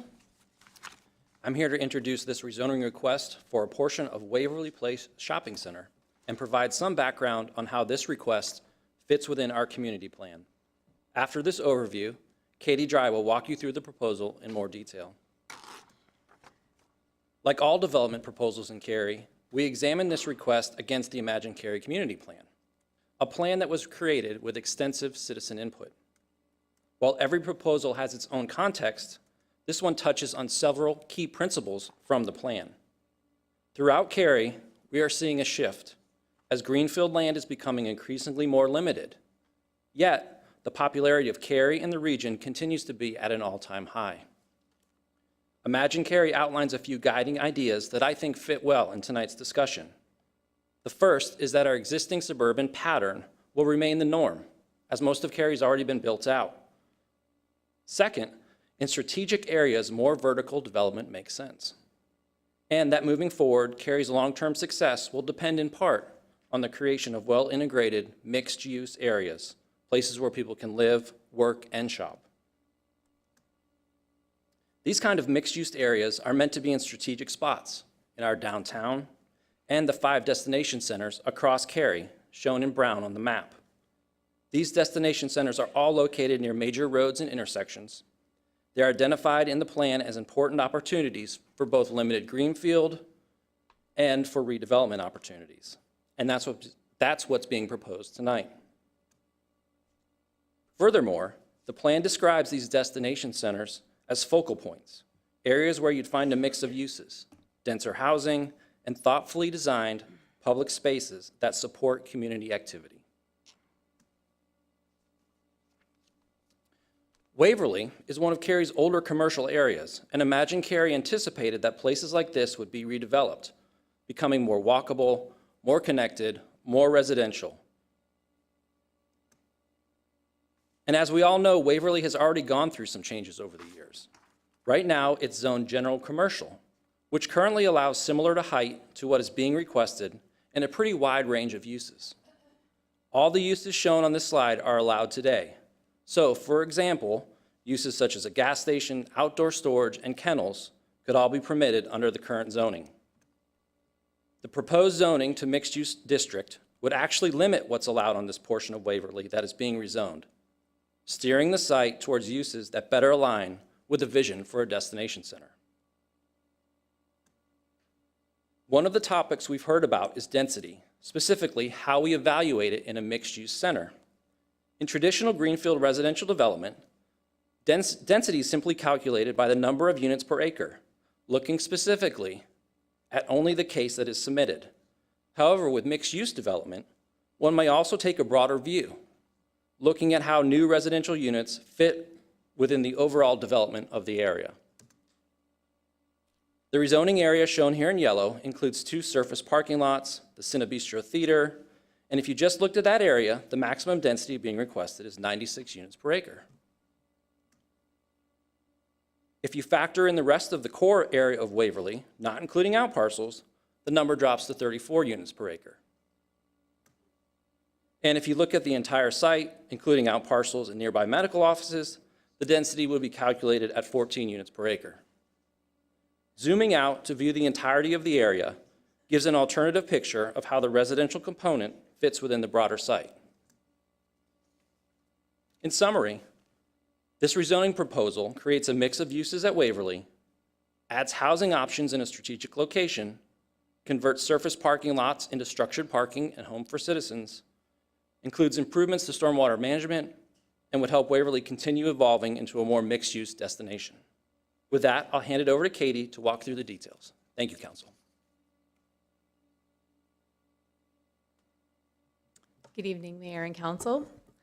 This rezoning request is proposing a redevelopment project, specifically to redevelop 2 surface parking lots in a theater building to allow for the construction of up to 750 multifamily units with ground floor retail.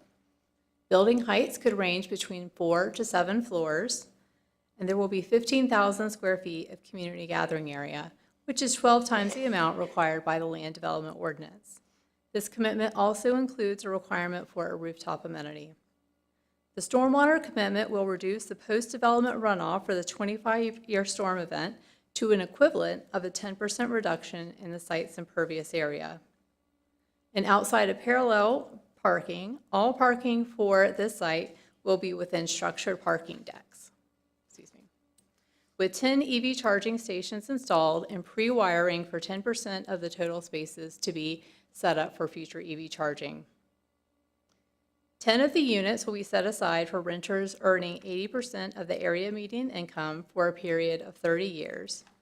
Further, 10% of the units will be 750 heated square feet or less. Finally, there will be pedestrian and potential bicycle improvements within the shopping center and turn lane improvements at off-site locations. This rezoning is accompanied by a preliminary development plan, which shows the site will be developed into 2 development pods and bisected by this blue dashed line called Circulation A. The plan specifies that commercial uses will be on the ground floor with residential uses on both the ground and upper floors. Other commitments include a build-to line, which is a requirement that buildings would be pulled up to streets, as well as customized streetscapes and a requirement that all parking decks would be screened. Next, I'll focus on changes since the public hearing last summer. So since the public hearing, the applicant has clarified the stormwater commitment. They've added architectural commitments to add building material requirements above and beyond Cary's requirements, variation in roof form, modulations in the building facades, street-level canopies. They've also added 2 uses, one an amusement establishment and a second a commercial recreation center. And there is a requirement that goes with these 2 additional uses that they would only be permitted if the redeveloped use was occupying the existing building in Pod 1. That's that existing Cinebistro Theater building. And there's also a size limitation of 30,000 square feet maximum for those. Additional changes include providing a height limitation of 85 feet to go with a 7-story height maximum, a commitment that pods 1 and 2 will be split into 2 separate buildings. Previously, they could have spanned that Circulation A road into one larger building. They've clarified the build-to line commitments and streetscape requirements. And they've added a condition regarding buffered bicycle lanes and shared bicycle lanes within the shopping center if approval is granted by the Property Owners Association. They've increased the length of time for workforce housing from 20 to 30 years and added turn lane conditions at Kildare Farm Road and New Waverly Place, as well as a condition to prepare design plans for a turn lane at Tryon Road and Kildare Farm Road. The turn lane condition that was most recently added is to construct a dedicated right turn lane into the shopping center on Tryon Road. This is a recommended improvement from the traffic study.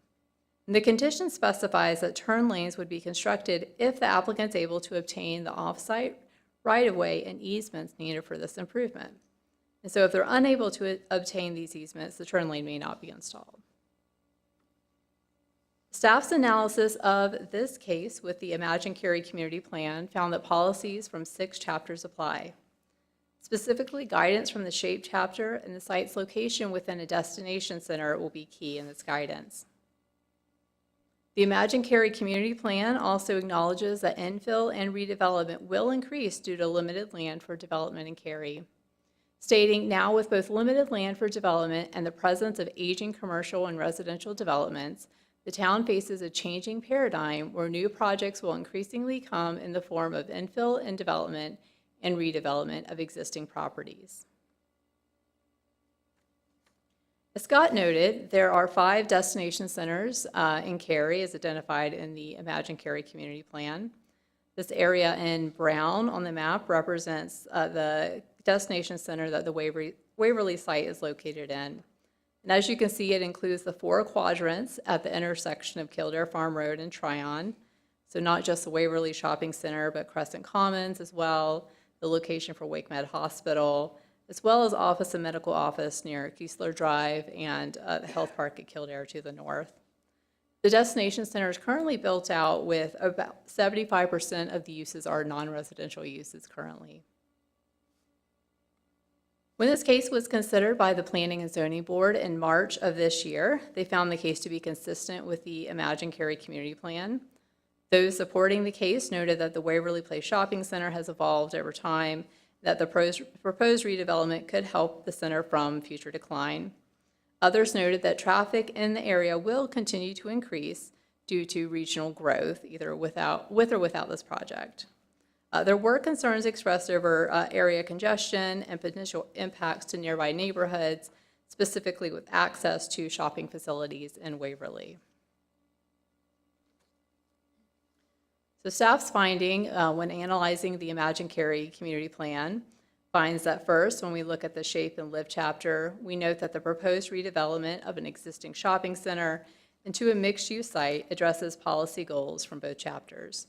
And overall, the Imagine Cary Community Plan finds that we see both redevelopment and infill projects, as we will have less land to develop in Cary. Further, the proposed architectural conditions will help to address several building design and massing. When we look at the work chapter, we note that the mixed-use site will promote activity as well as economic sustainability.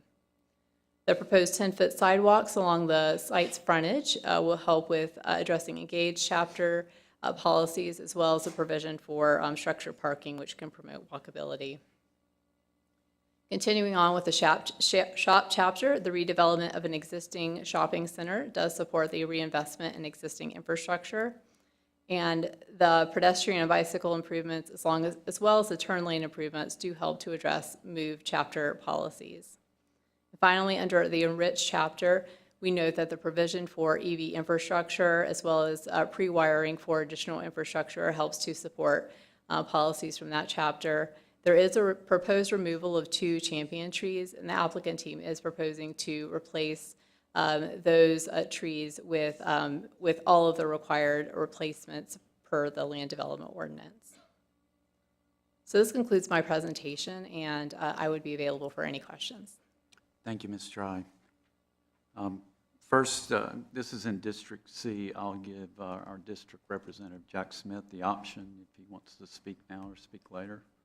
I think what I'll do is I'll speak first and try to put some things into perspective, from my point of view. I'm sure all of you have notes and you've heard the speakers and have some things that you can rebut or respond to. I'm going to try to take a little bit of a different approach. First of all, I want to thank all the folks that came out tonight for this discussion. Most, I assume, are from Lockmere, but I recognize a lot of faces. I'm sorry, I'm getting a little bit old. I can't remember all the names. Those of you, I appreciated having your names here for all of you that spoke.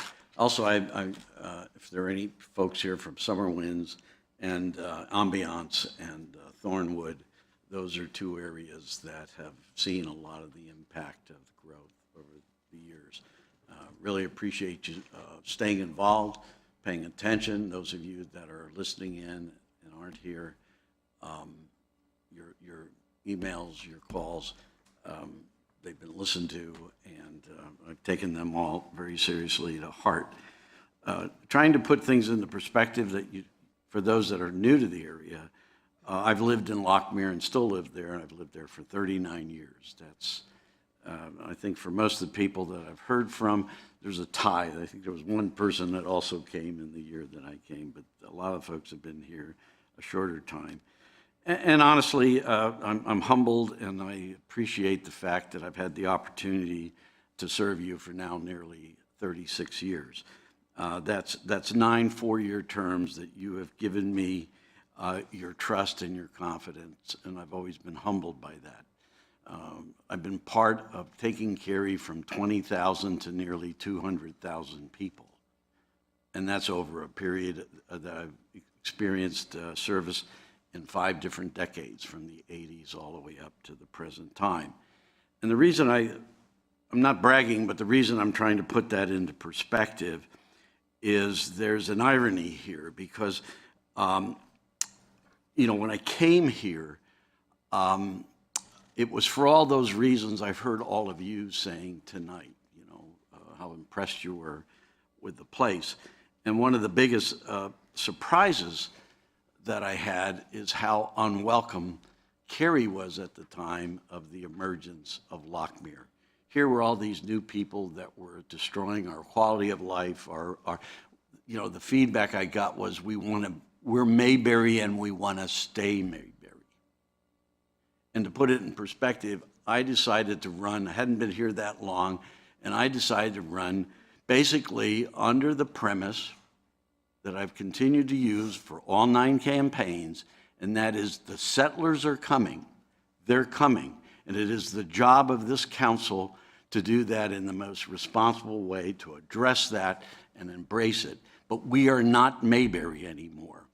And frankly, one of my campaign things in my first time was, the settlers are coming, get over it. And I was coached by someone close to me that said, get rid of the get over it. That's a little bit too strong. And so I got rid of that, and I just said, the settlers are coming, and and I want to be part of helping to keep the quality of life that we all want. So if that's a little bit of bragging or self-grandizement, I apologize. But where am I going with this? The point is, after getting elected, I was gifted to have great mentors, one of them being Mayor Kokabuth and the other Tom Brooks. And one of the things that I had learned from them very early is that, yes, you represent a district, but for you to be successful, you've got to always keep the greater good of Cary in mind.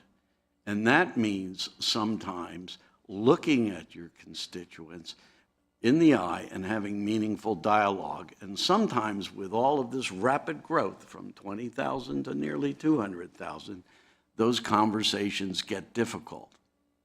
And again, I'm humbled by the fact that we've had those conversations, you've seen the growth around you, and what I'm really getting at is this is another example of one of those tough decisions that we're about to make. The other interesting observation I remember when I was saying, but it's important that we hear the voice of the people, was how Coca put it into perspective. It isn't make sure you're listening to all the voices.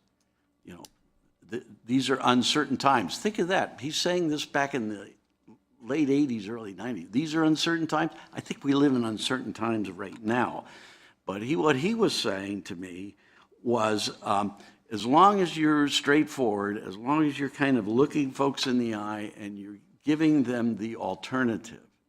And here, I believe, what we're weighing is the alternative of not dealing with this growth. And so that's really, I think, the big decision that's on us right now. So the other thing I got a kick out of is he said, and Jack, if you're ever thinking of more than one term, you've always got to keep that greater good in mind. And he said, if you give in to a squeaky wheel or a one-dimensional perspective, I think that's a more proper way to say it. If you give in to that, Ladies and gentlemen, please, this is a business meeting. If you give in to that one perspective, you will be a one-term candidate. And what you don't want is just to tell people what they want to hear. Now, I've tried to always be respectful of that. I'm a student of Stephen Covey, so I believe in you listen first before trying to be understood. If I want to be understood, I have to make sure I understand. What I'm trying to say is this has been a difficult one. This has been going on now for almost 2 years. We have started with something that is not even close to what it is today.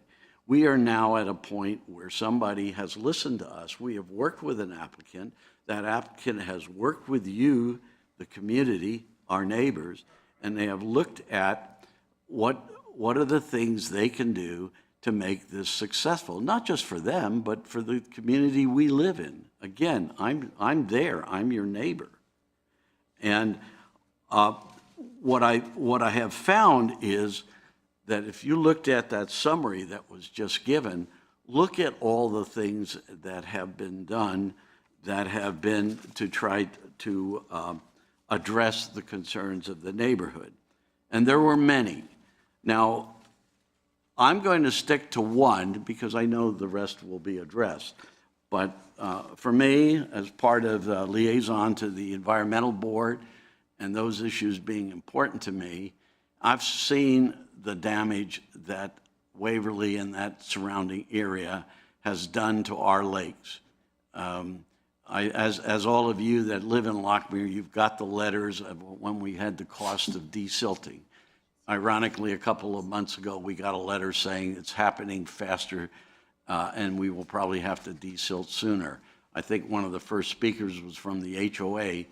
I reached out to them. They reached out to the applicant. the applicant entertained their recommendations of stormwater expertise, had those people come and work with them, and now part of this package that we're considering is some incredible stormwater needs being addressed. These will save Lockmere money. These will be things that will help us all and will help our pocketbook as well as keep our two lakes. That was the most important thing for me. I believe that having the support of the HOA on that aspect of it, I think it was wise for them to not get involved in support or not of the rezoning, but they have stepped up and said that what the applicant wants to do for stormwater is really a significant improvement. And that, to me, was the major deal breaker. Now, honestly, there's a lot of other things that we could be here all night. I would call it the 800-pound gorilla in the room is traffic, and the mini-me, the smaller 800-pound gorilla, would be the height, building height. This is a destination center. I think the height blends quite well with the hospital and the adjacent property across the street from it. Many of the letters that I got from...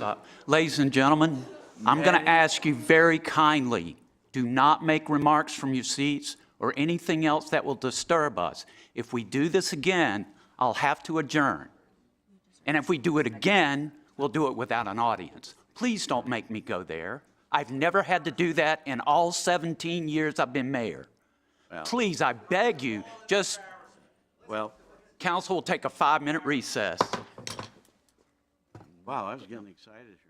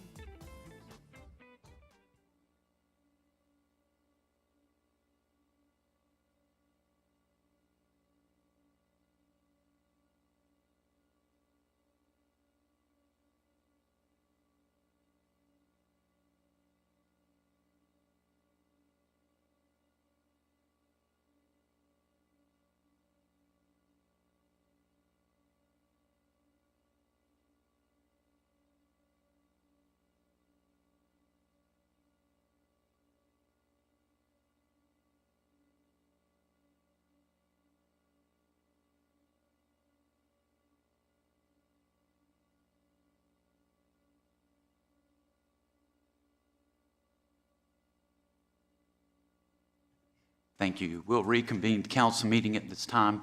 I appreciate your passion. I appreciate you being here.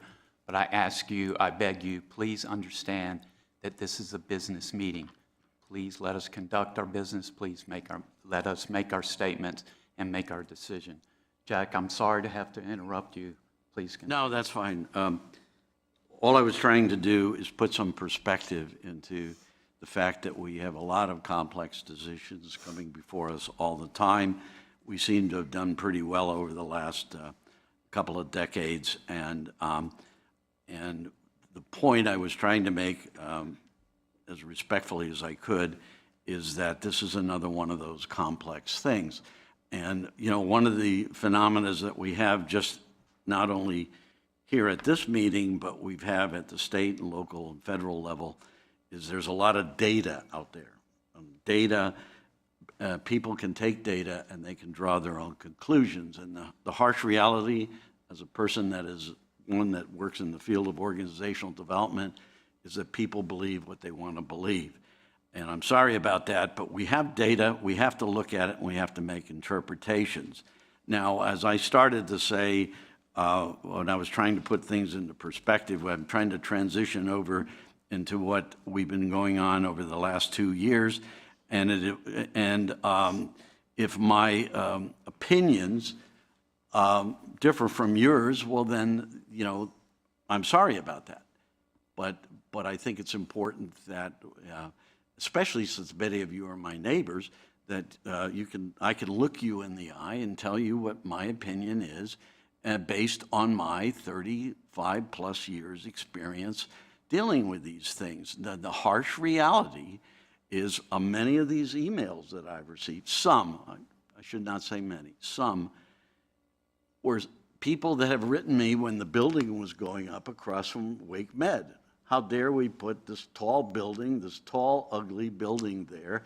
It's out of character, inconsistent. Fast forward a couple of years, the other big buildings are up, Templeton's up. The area is starting to take the shape of the destination center it was planned for back in the 80s. I'm sorry if that doesn't make you feel good. And I'm sorry if the data shows that less than 1%, 2%, whatever number you want to look at around traffic demonstrates that no amount of this size of this apartment is going to affect Tryon or Kildare, which are over 55,000 people a day, and is not a pretty picture, and the traffic is there. But what I have to assess, my peers will do their own assessment, is how much of this is going to compound that. And even worse, if we do nothing there and the traffic going in and out of Waverly continues, does it make it any better or worse? And the harsh reality is it does not make it worse. The people traveling on Tryon and Kildare are going home to Holly Springs, they're going home to Apex, they're going home to all of our surrounding communities. The people living in Waverly are going to be there. Now, several of the speakers live right up the street from me. Every day we leave our house and most of us are going up to BJ's or in that direction. We're not a mile from my house and you've got 766 apartments. How many cars do you see going in and out of there? Once in a while around rush hour, I see a car or two going in or out. 766 apartments right up the street from us. And then you have Amberwood, which I ran on. I ran to move Amberwood to a more appropriate place. That's 300 plus. How many of you see cars going in and there? Let's be realistic on the 750. We're not affecting the environment. We're improving the environment. We're taking an empty lot with runoff. We're going to put structured parking there. We have received letters from the businesses that contradict the letters I get from citizens saying that the businesses don't want it. I think we've got one from just about every business there saying, please put it in. It makes sense. So I'm sorry if the emotion of 7 stories does not fit with what you think I should see. But I've been around, I've seen what growth can do and cannot do. What we have here, in my opinion, is something that is well planned. So as I started to say, the 800-pound gorilla in the room is traffic. It is emotional. There is nothing that we're going to do that's going to, or I'm going to say that's going to satisfy you on that. What I believe in my heart is that this project with that amount of apartments is not going to do anything to fix the problem or make it worse. Now, you can believe differently. You have the data. I have the data. We've looked at it. Come on. If that doesn't work for you, go home and then drive up to the apartments right up the street, the Lloyd or the Floyd, I forget which one it's called, right up the street, Bennington. It's right up on the intersection of Tryon. Have you seen the traffic there? Have you seen the traffic in Amberwood? Have you seen the traffic that is backing up Tryon coming off the 300 apartments that are right on the Cary Parkway and Tryon? It doesn't affect Tryon. That, I'm not going to say no to a good project on something that is not going to make the situation worse. Is the traffic worse? Is the traffic bad? Yes. We're doing everything we can, and so is the applicant, trying to deal with some of the turn lanes. And then again, that is the traffic. And as to the height, we've had several applicants before do the balloon test. It sits in a hole. There's nothing there that's going to affect the quality of life, the look, the ambiance, and the feel of Lockmere. So, you know, the only analogy I can give you there is we've had places in Cary where we've had to put in a water tower. Can you imagine putting in a water tower now in Lockmere? The arguments about being 7 stories high, and conceivably we could have a storm where the water tower comes down. You know, sometimes you have to say, come on, get over it.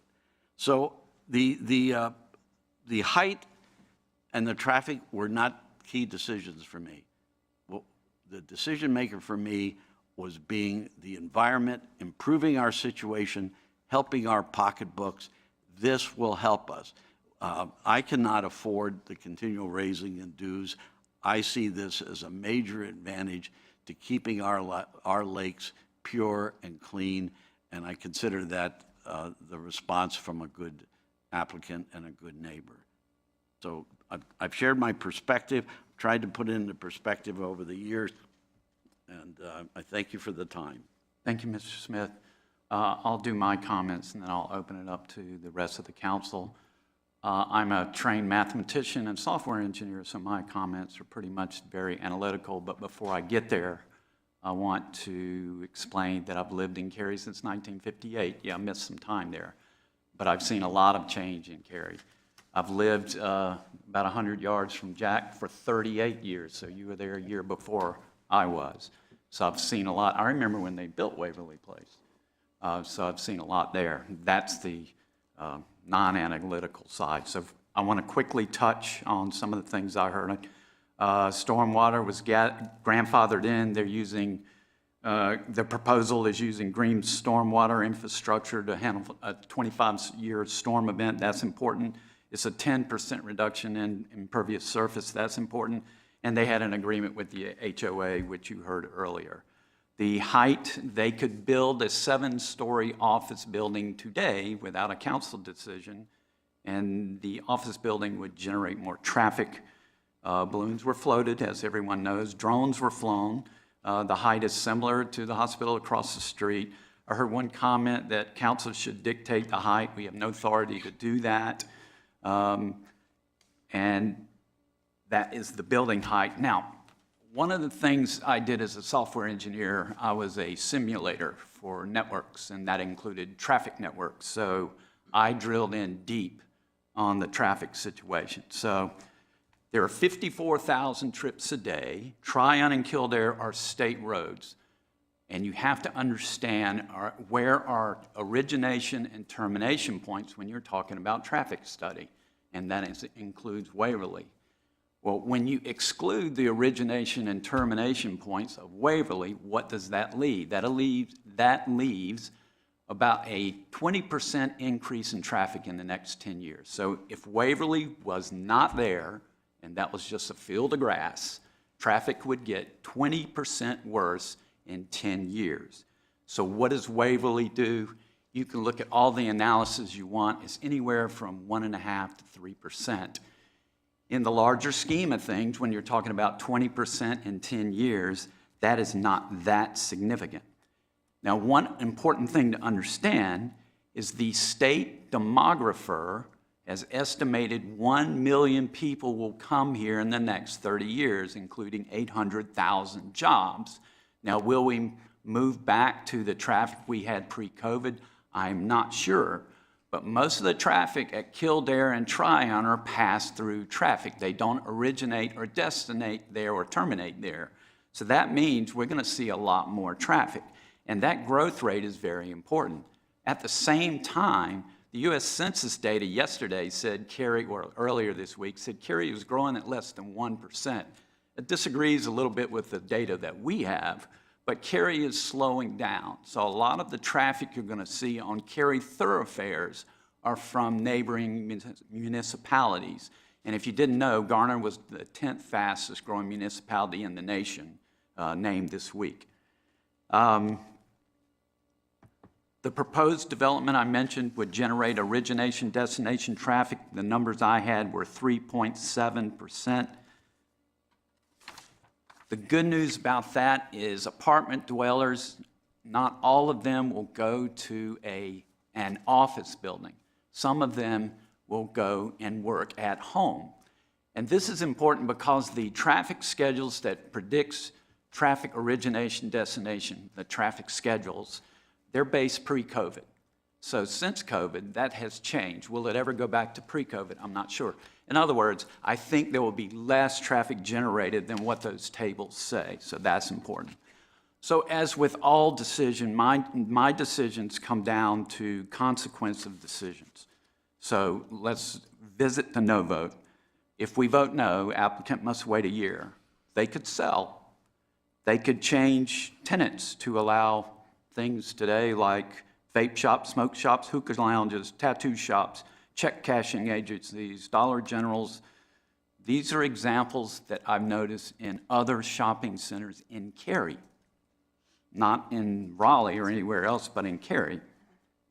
Shopping centers must continue to evolve. And if you don't believe me, look at the one with Big Lots. Look at South Hills. Look at Carytown Mall. They all died. McGregor was this close, and they almost died. They evolved at the last minute. If we vote, and I said as we can consider a no vote, the congestion will continue to get worse. Let's see what the yes vote does. Yes vote is stormwater issues will improve with a GSI. Traffic will get worse at 3%, at most 3.7%, and we will see more mix of uses.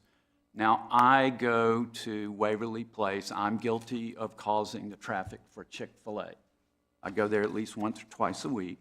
I go to Whole Foods. I go to Tzatziki's, and that's pretty much it. I don't go to Waverly Place for any. I never went to the movies there, always went somewhere else. There was no reason for me to go there. I didn't enjoy that. My shopping patterns have changed since COVID. The Amazon truck shows up at my house almost every day. Not by my orders, but my wife's. But I think that's true about a lot of the patterns. And as you heard from one business owner, they are struggling to survive. They cannot exist in a shopping area that doesn't evolve. And that's really important to me. Someone that lives so close, someone that has spent almost all of their life in Cary, that means a lot to me. Change is hard. I've lived through change in Cary all my life. And we have been blessed to have great leaders. But I think this change would be a good change. And so I'm looking forward to it. Other council members, I'll open it up to you. I think Michelle's going to go. Jennifer, did you want to go? Nope, you go. Okay.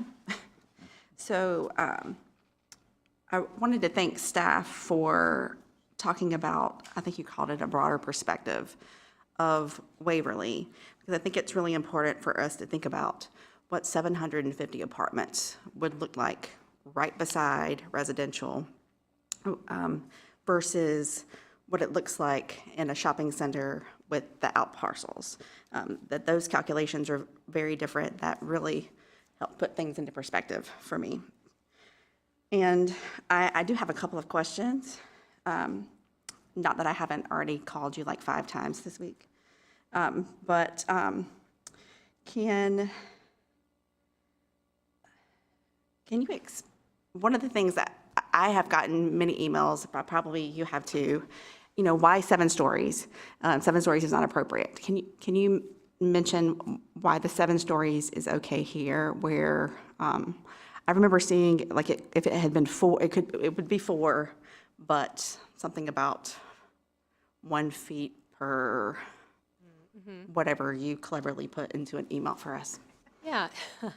Yeah, so ultimately, the height that's proposed is the applicant's proposal. But they are, you know, we as staff are also looking at the Cary Community Plan as we're analyzing the case.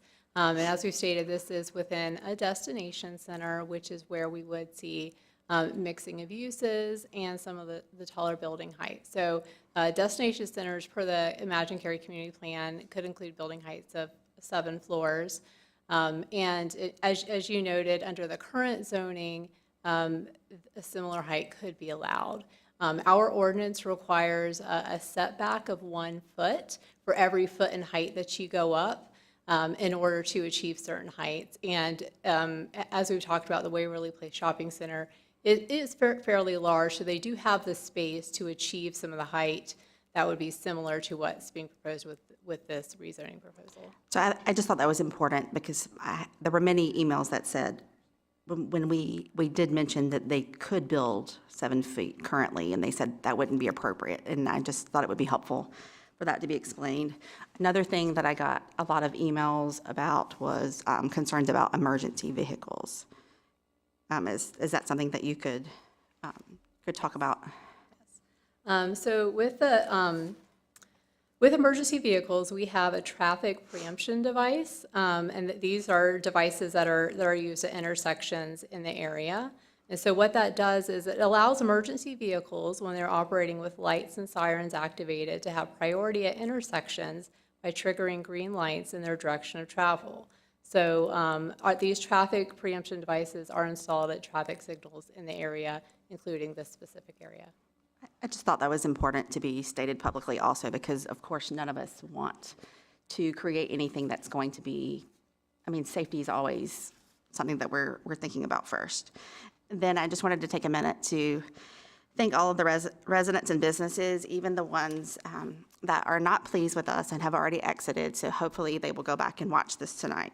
I think it's extremely important for all of your advocacy. You know, we received many emails that were opposing this rezoning.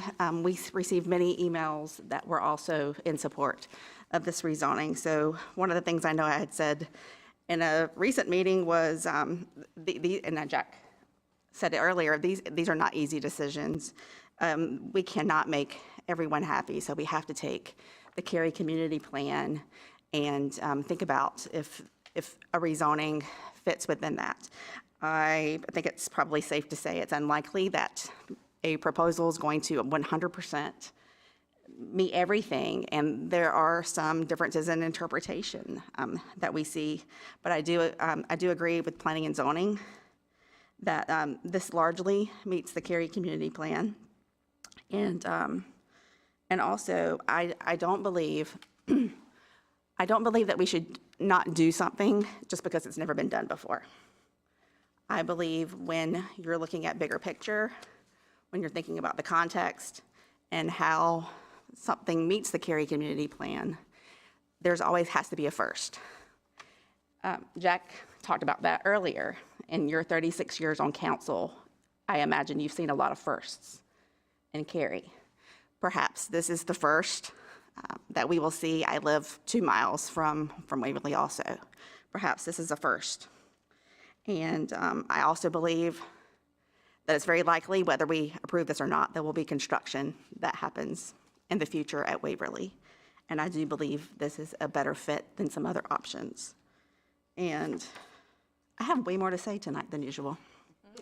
The last thing I wanted to touch on, and I probably won't be the only one I suspect, is affordable housing. I don't know for sure, but I may have gotten more emails about affordable housing than everyone. I don't know for sure, because I've been such a strong advocate for affordable housing. And some people were very direct in saying that this was laughable, that the affordable housing proposal was laughable, that it's not affordable housing. I just wanted to point out that what we heard in our recent rezoning, when we were talking about a nonprofit looking at affordable housing, when all of their units were affordable, is very different than when you're talking about a business. We don't expect any other businesses in town to take a hit, to take a cut. We do expect everybody to contribute to the community. And I really applaud Hines for listening. For what I heard Carissa saying for the whole time I've been sitting at this table was, let's think about what smaller units look like. You know, how is that contributing to affordable housing, not just for 30 years, but forever? That's always going to be, it's just a different way for us to start thinking about affordable housing instead of just 80% AMI for 30 years, which they have also, it's also in the plan. But my first apartment was 600 square feet. That's what I could afford as a new teacher, and it worked great for me. And it is another way for us to start adding more naturally affordable housing, and I really appreciate that. So I disagree that the affordable housing in this proposal was at 1.3%. So I believe that I consider the smaller units to be contributing, not just in diversity of housing, but also as affordable housing. That's it. Other comments?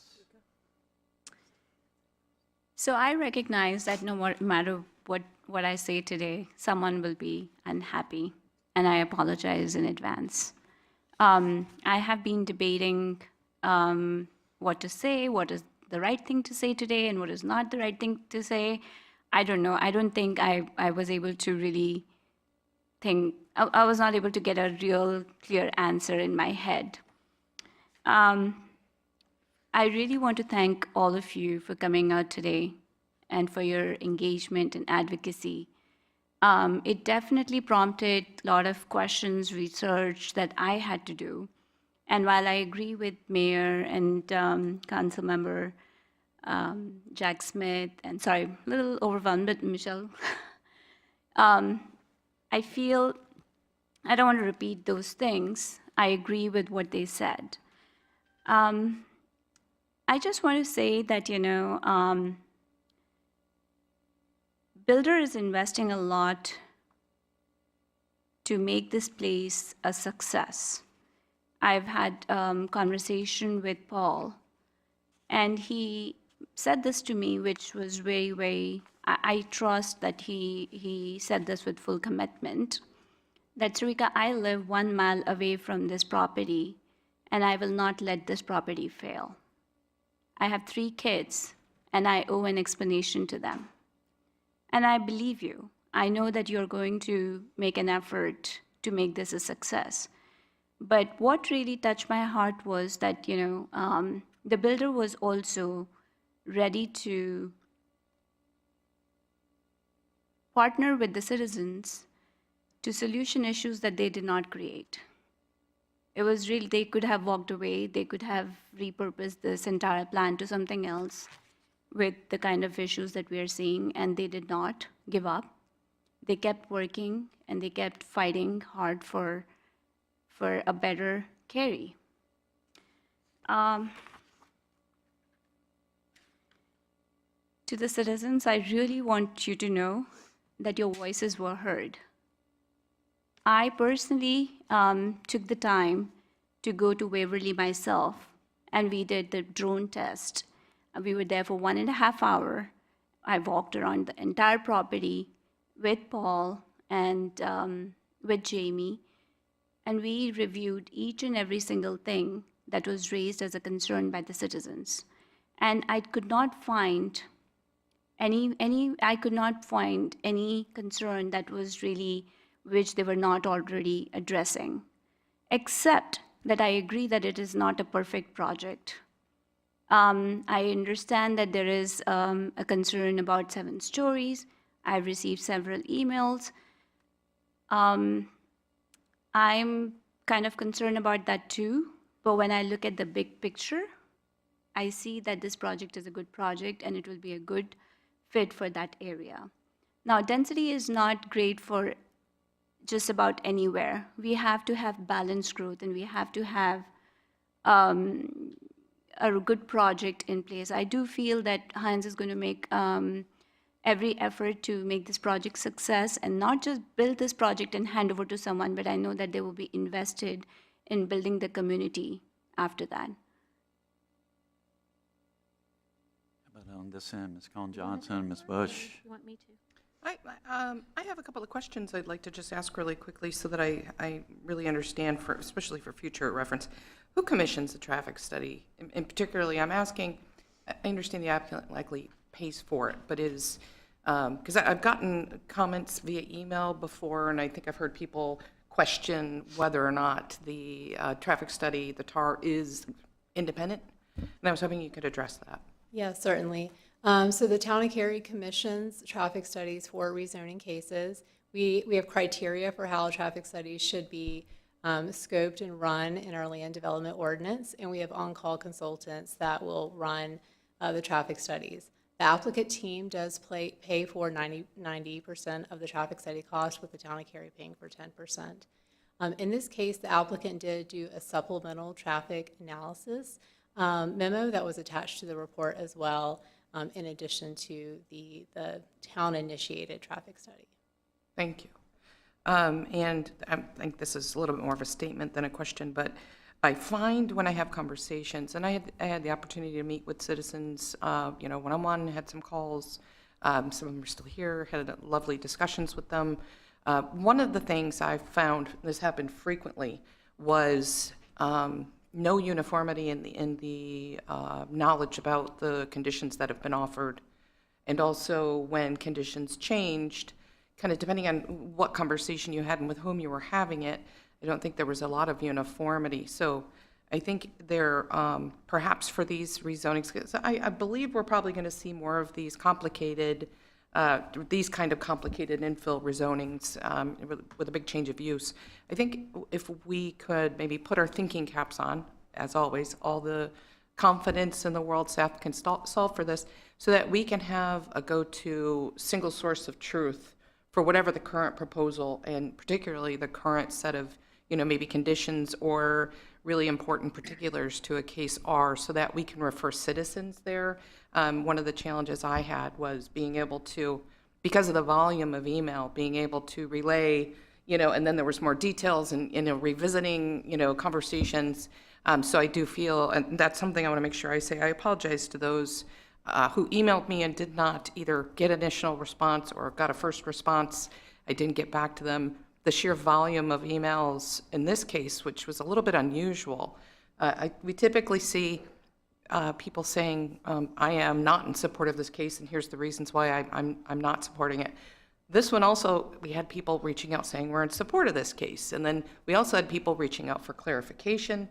So the sheer volume of emails with this case, this is, I'm proud to say, my first utter failure in being able to be real communicative, but I did want to make sure to say that and just admit, it got out of hand, and I didn't get back to everybody, but I did read those emails.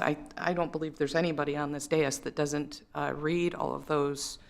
When somebody offers, feedback, we beg for it sometimes, right? And then what I don't want is begging for people to tell us what you think and feel.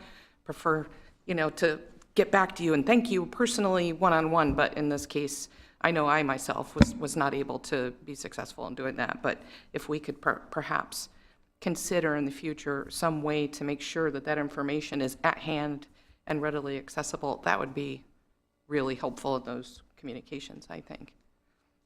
And then I wanted to share a couple of things that I observed in particular, and Michelle hit the nail on the head, that 10% at 750 square feet or less. I believe it was the first thing out of my mouth when I had a conversation with the applicant. And I think a lot of people are a little bit confused by why I push so much for what is often called NOAA, that naturally occurring affordable housing. I'm sitting here today because of a 748 square foot house downtown, right? If it wasn't for that small house, I'd be living in Fuquay, right? I lived in Fuquay for 3 long years. And I got back to Cary as quickly as I could, as soon as I found a house that was small enough that I could afford it. 14 years in that house. My daughter was raised.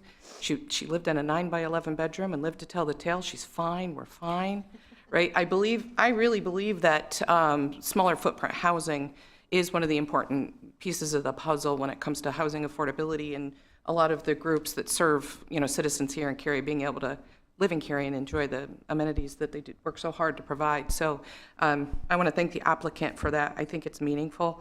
And I do want to say, again, we people come here and they ask that we listen to them. I think it's probably the thing we hear most is people saying, please listen to your citizens, either do this thing or don't do this thing. And I just want to reiterate that we are listening. What is lost sometimes in translation is people may show up to this meeting in red shirts, and it's a very obvious, okay, there's 60 people here who are unhappy with this proposal, right? It's not lost on us. When we go to meetings, and I sit across from a group of citizens and they're expressing their concerns, but we do get a totality of communication that's not quite as apparent. There is a lot of conversations. I'm going to be honest with y'all, and I don't mean this in a hateful way.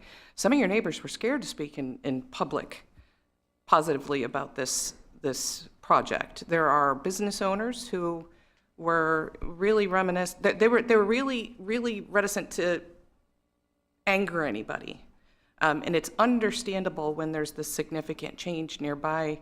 I know all of us probably think the exact same thing. We moved to Cary because we like it the way it was. And here you're going, pulling the rug out from under me and making changes that I don't really like. And I do understand that, I truly do. I live downtown. I've lived downtown for almost 20 years. I'm living it. I completely understand it. And I was not a happy camper at first, if I'm being completely honest. Today, I walked to the downtown park and the plantings are starting to mature, and it was dazzling. Everybody knows I cry really easily, but really it almost made me teary. It was just so beautiful, and my dog was sniffing around. It was lovely. So I'm not saying that in 10 years you're going to walk up to me and say, it's so beautiful, thank you, it's great, but I do want you to understand that we do hear you. It is a much larger picture we're looking at, and we do get, I will call it a more balanced amount of input than simply what is usually the most vocal folks, which are the folks that are unhappy with it. And this is not a knee-jerk reaction and me going, you're NIMBY and you don't want this, so I'm going to discount your opinion. It's not ignoring your perspective because you don't support something that I'm about to vote yes on. It really isn't that. It's that staff report, all that information. We do take that all in. This is very complex. Sitting up here, Jack talking like that while people were voicing their unhappiness with what he was just giving his honest opinion. This is not easy. I can tell you that. This is not a simple thing. So I'll step off my soapbox, but I did want to mention a couple other things in case y'all missed these things because they're important. The $100,000, I think it was, I'm not sure what the exact dollar amount, so I don't want to pin you to that, but the outfall repair and the erosion mitigation, those outfalls, as I understand it, they're built in the 80s, and they're in disrepair. Reducing the stormwater flow into your lakes by 10% is not nothing. But what I want to make sure everybody understands, because I only had an opportunity to have a discussion with a handful of citizens, is that what those, and I want to make sure I get the right words, the underground water detention and filtration vaults. So those really have a second effect. They slow that water down as it comes off of the Waverly property. So it's going to slow it down, but it also cleans it. So it's going to reduce the amount of sediment, and it's going to reduce the amount of dredging that those lakes need. And it's a meaningful amount of, a meaningful reduction in the amount of sediment that's going to come, especially in what I believe are going to be increasingly frequent heavy rainfall events. I don't think the last couple of years of weather is an anomaly. I believe this is going to be something we see regularly. And if any other applicants are listening, I'm a big fan of these vaults. I think they're remarkable green stormwater infrastructure. I didn't know much about them until I saw them in this as a condition in this application. So I did a little bit of reading on them, and I think they're something that I'd love to see in other areas, particularly areas uphill of downhill, whether it's residential or commercial. And one other important thing I wanted to mention was there is a limit to what we can do. One of the things I've been doing recently, the mayor does a really great job of this, is reminding people there are things we can't do. I do want to remind people that we can't stop development and interfere with private property rights in some specific ways. If we do things like that, we risk being sued. And that is not being a good steward of taxpayer money if we have to spend it defending decisions that we make that are outside of what we can legally do. So I just want to say that I do believe that is not a good use of taxpayer money. But even if we wanted to put our foot down and take a stand, the other thing we risk is a lot of the ability we have to influence these projects being taken away by the General Assembly if we don't stay within the powers that are granted to us. It is not we're not in a place where we can do what we want unless we're told we can't, like my little sister growing up. That was sort of she got to do whatever she wanted as long as nobody specifically told her she couldn't. Some states are like that. That's not how it is here in Cary. We have very specified things we're allowed to do, and if we toe that line too much, there could be repercussions that could be both costly financially and cause us repercussions down the road that would be not beneficial for everybody, council staff, and the community at large. So I just wanted to share those perspectives and explain, much like Jack was trying to do, just make sure you understood where we're coming from. I hate talking this long because I know everybody's tired and pretty unhappy with me right now, but I wanted to take the time to make sure you understood that there was a lot of thought put into this, and a lot of the information was considered. So I'd also like to thank everyone. I think you'll hear that from all of us, for not only being here tonight, but for those of you who maybe went home and are watching it later, or maybe are streaming it, or maybe you sent us an email, or maybe you called or texted. Sometimes when you put an email out into the ether, which is, by the way, why it's called Ethernet, if you put it out there into the internet, and you don't know whether or not you're being heard, especially if you're on our side and you get 200 or 300 of these emails with fantastic content, right? I will say that. This was not an email. I have to give a lot of credence to the people who organized, right? This was not a template email campaign.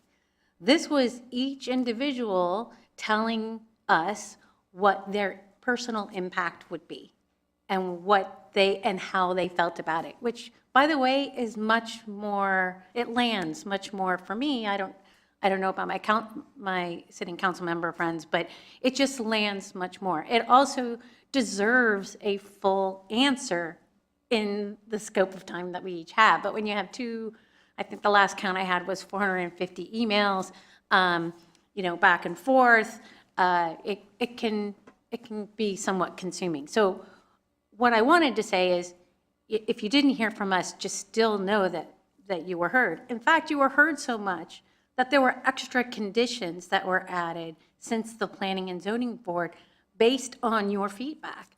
And, one of those conditions, which I think will be absolutely phenomenal, is the dedicated right turn lane from Tryon into Waverly. I mean, that was one of the recommended ones that originally the developer did not offer. But because of your impact and because of council's feedback to this developer, and to be fair, because the developer also wants to be a partner in this, they added that condition. And I really appreciate the on-the-ground value. I mean, we can all go and visit, we can drive by, but the on-the-ground value, I travel through there quite a bit. We all do. Some actually do it more often than others. That value, from your perspective, matters quite a bit.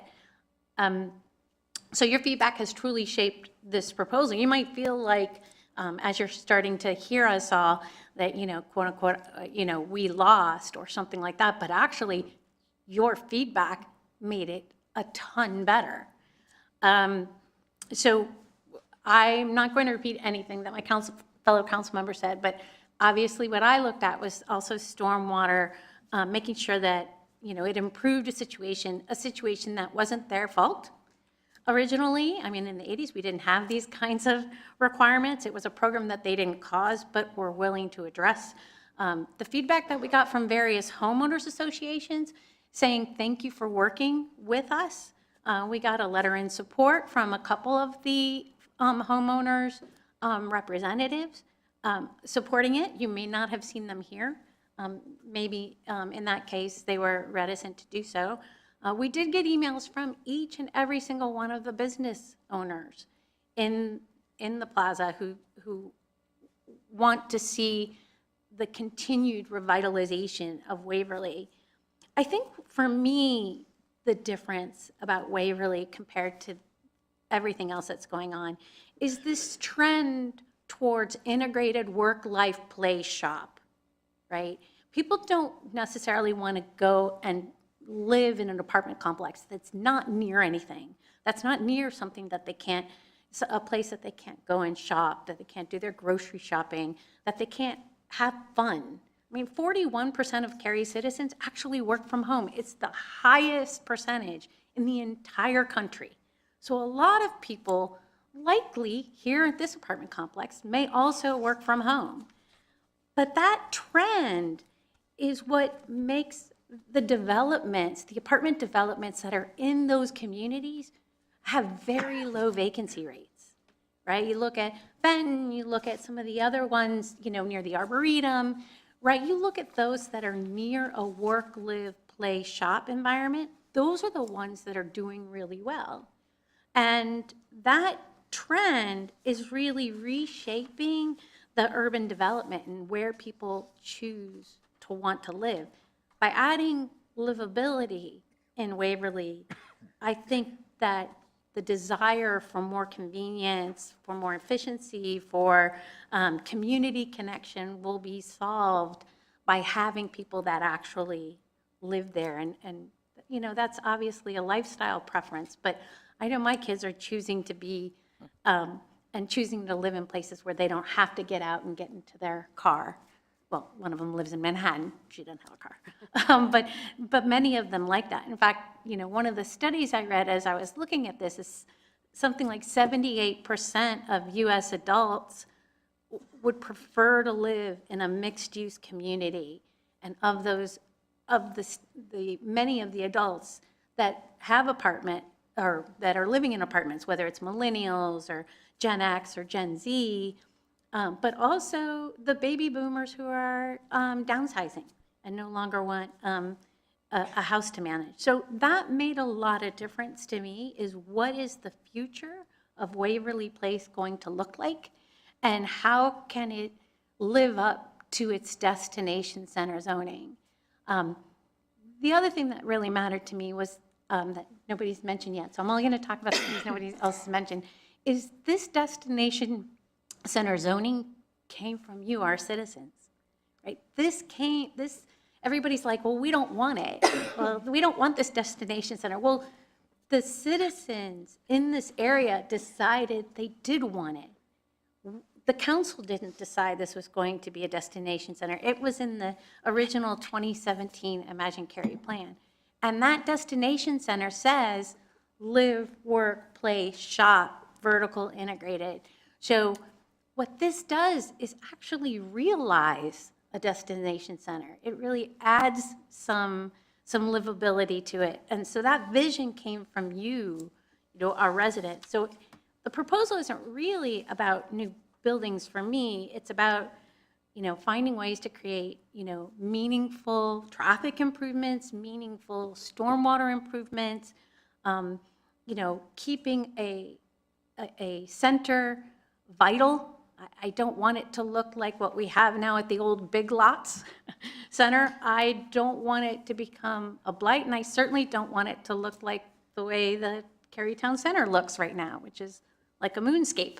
I want it to be vital, and I'd love to find a way for all of us as a community to be able to make that vision, something that we can be proud of and ensure that it's vibrant and successful for many years to come, and reflects the values that we all hold so dear about Cary being Cary.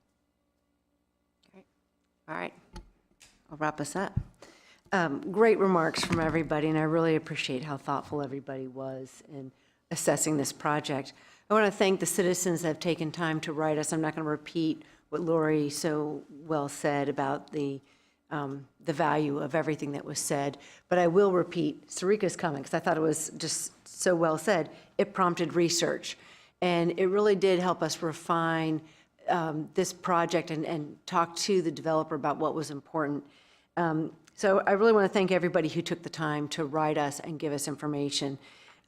Based on that, receiving the emails and then also meeting with some citizens, it prompted me to do some research. I'm not going to repeat the stuff that the mayor and Jack have already said, but one of the things that struck me was regarding the comparison of this existing zoning to what is being proposed. And that's really what we have before us. We have to consider what it is zoned for today and what could be built compared to what this applicant is asking for.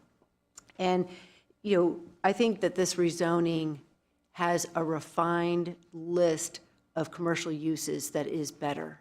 I think it'll protect the quality of this community better. And then you have the height issue.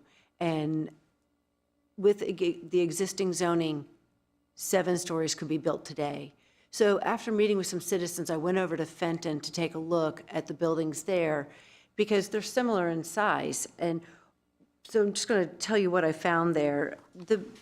At the Fenton, which I think is a great success, I really think it's very successful, you have 1 story of commercial that's 20 feet tall with 5 stories of residential above. So, and each of those stories is 10.5 feet tall. So if you do the math, that's 72.5 feet. I stood about 25 feet from it and I looked up and I thought, this looks really good. This looks really, really good. And it works. The comparison of 6 stories of residential, 10.5, over 1 story in Waverly at 16 feet would net you about 79 feet. So you can see that it's not a huge difference. It's, 7.5 feet difference or 6.5 feet different. So it's not a big difference. That was very compelling information for me. But the other thing that I had asked our staff to do for me was to compile densities in an intersection that I do frequent all the time. I come over to Waverly occasionally. I came over a lot more based on this one. I came over in the morning and I came over in the evening just to check out traffic, what it felt like and so forth. And I do have some observations. I do think that the new Waverly Place drive there at Tryon, the signal needs to be improved because you don't have a protected left coming out of Kessler on the other side. And I think that creates some consternation. So I think there are some improvements that the town should be looking for in the future. But I go through Davis and High House all the time. It's not a destination center. It's just an intersection. So that was, surprising to me first when I learned that, because I thought it was a destination center, but it's just a mini destination center, I guess. But the only other time I've seen this level of passion in the 25 years I've been here was over Bradford, which is on the northeast corner of Davis and High House. In that instance, the difference was they did not wear red, they wore white, and every single seat was taken in here, but everybody was just as passionate. The Bradford was going to ruin Western Cary. And that was a real growing experience for me because I lived through that, and then I witnessed that it didn't ruin Cary, and that the people who had protested, who sat here with white shirts on, came to the Bradford to do their shopping.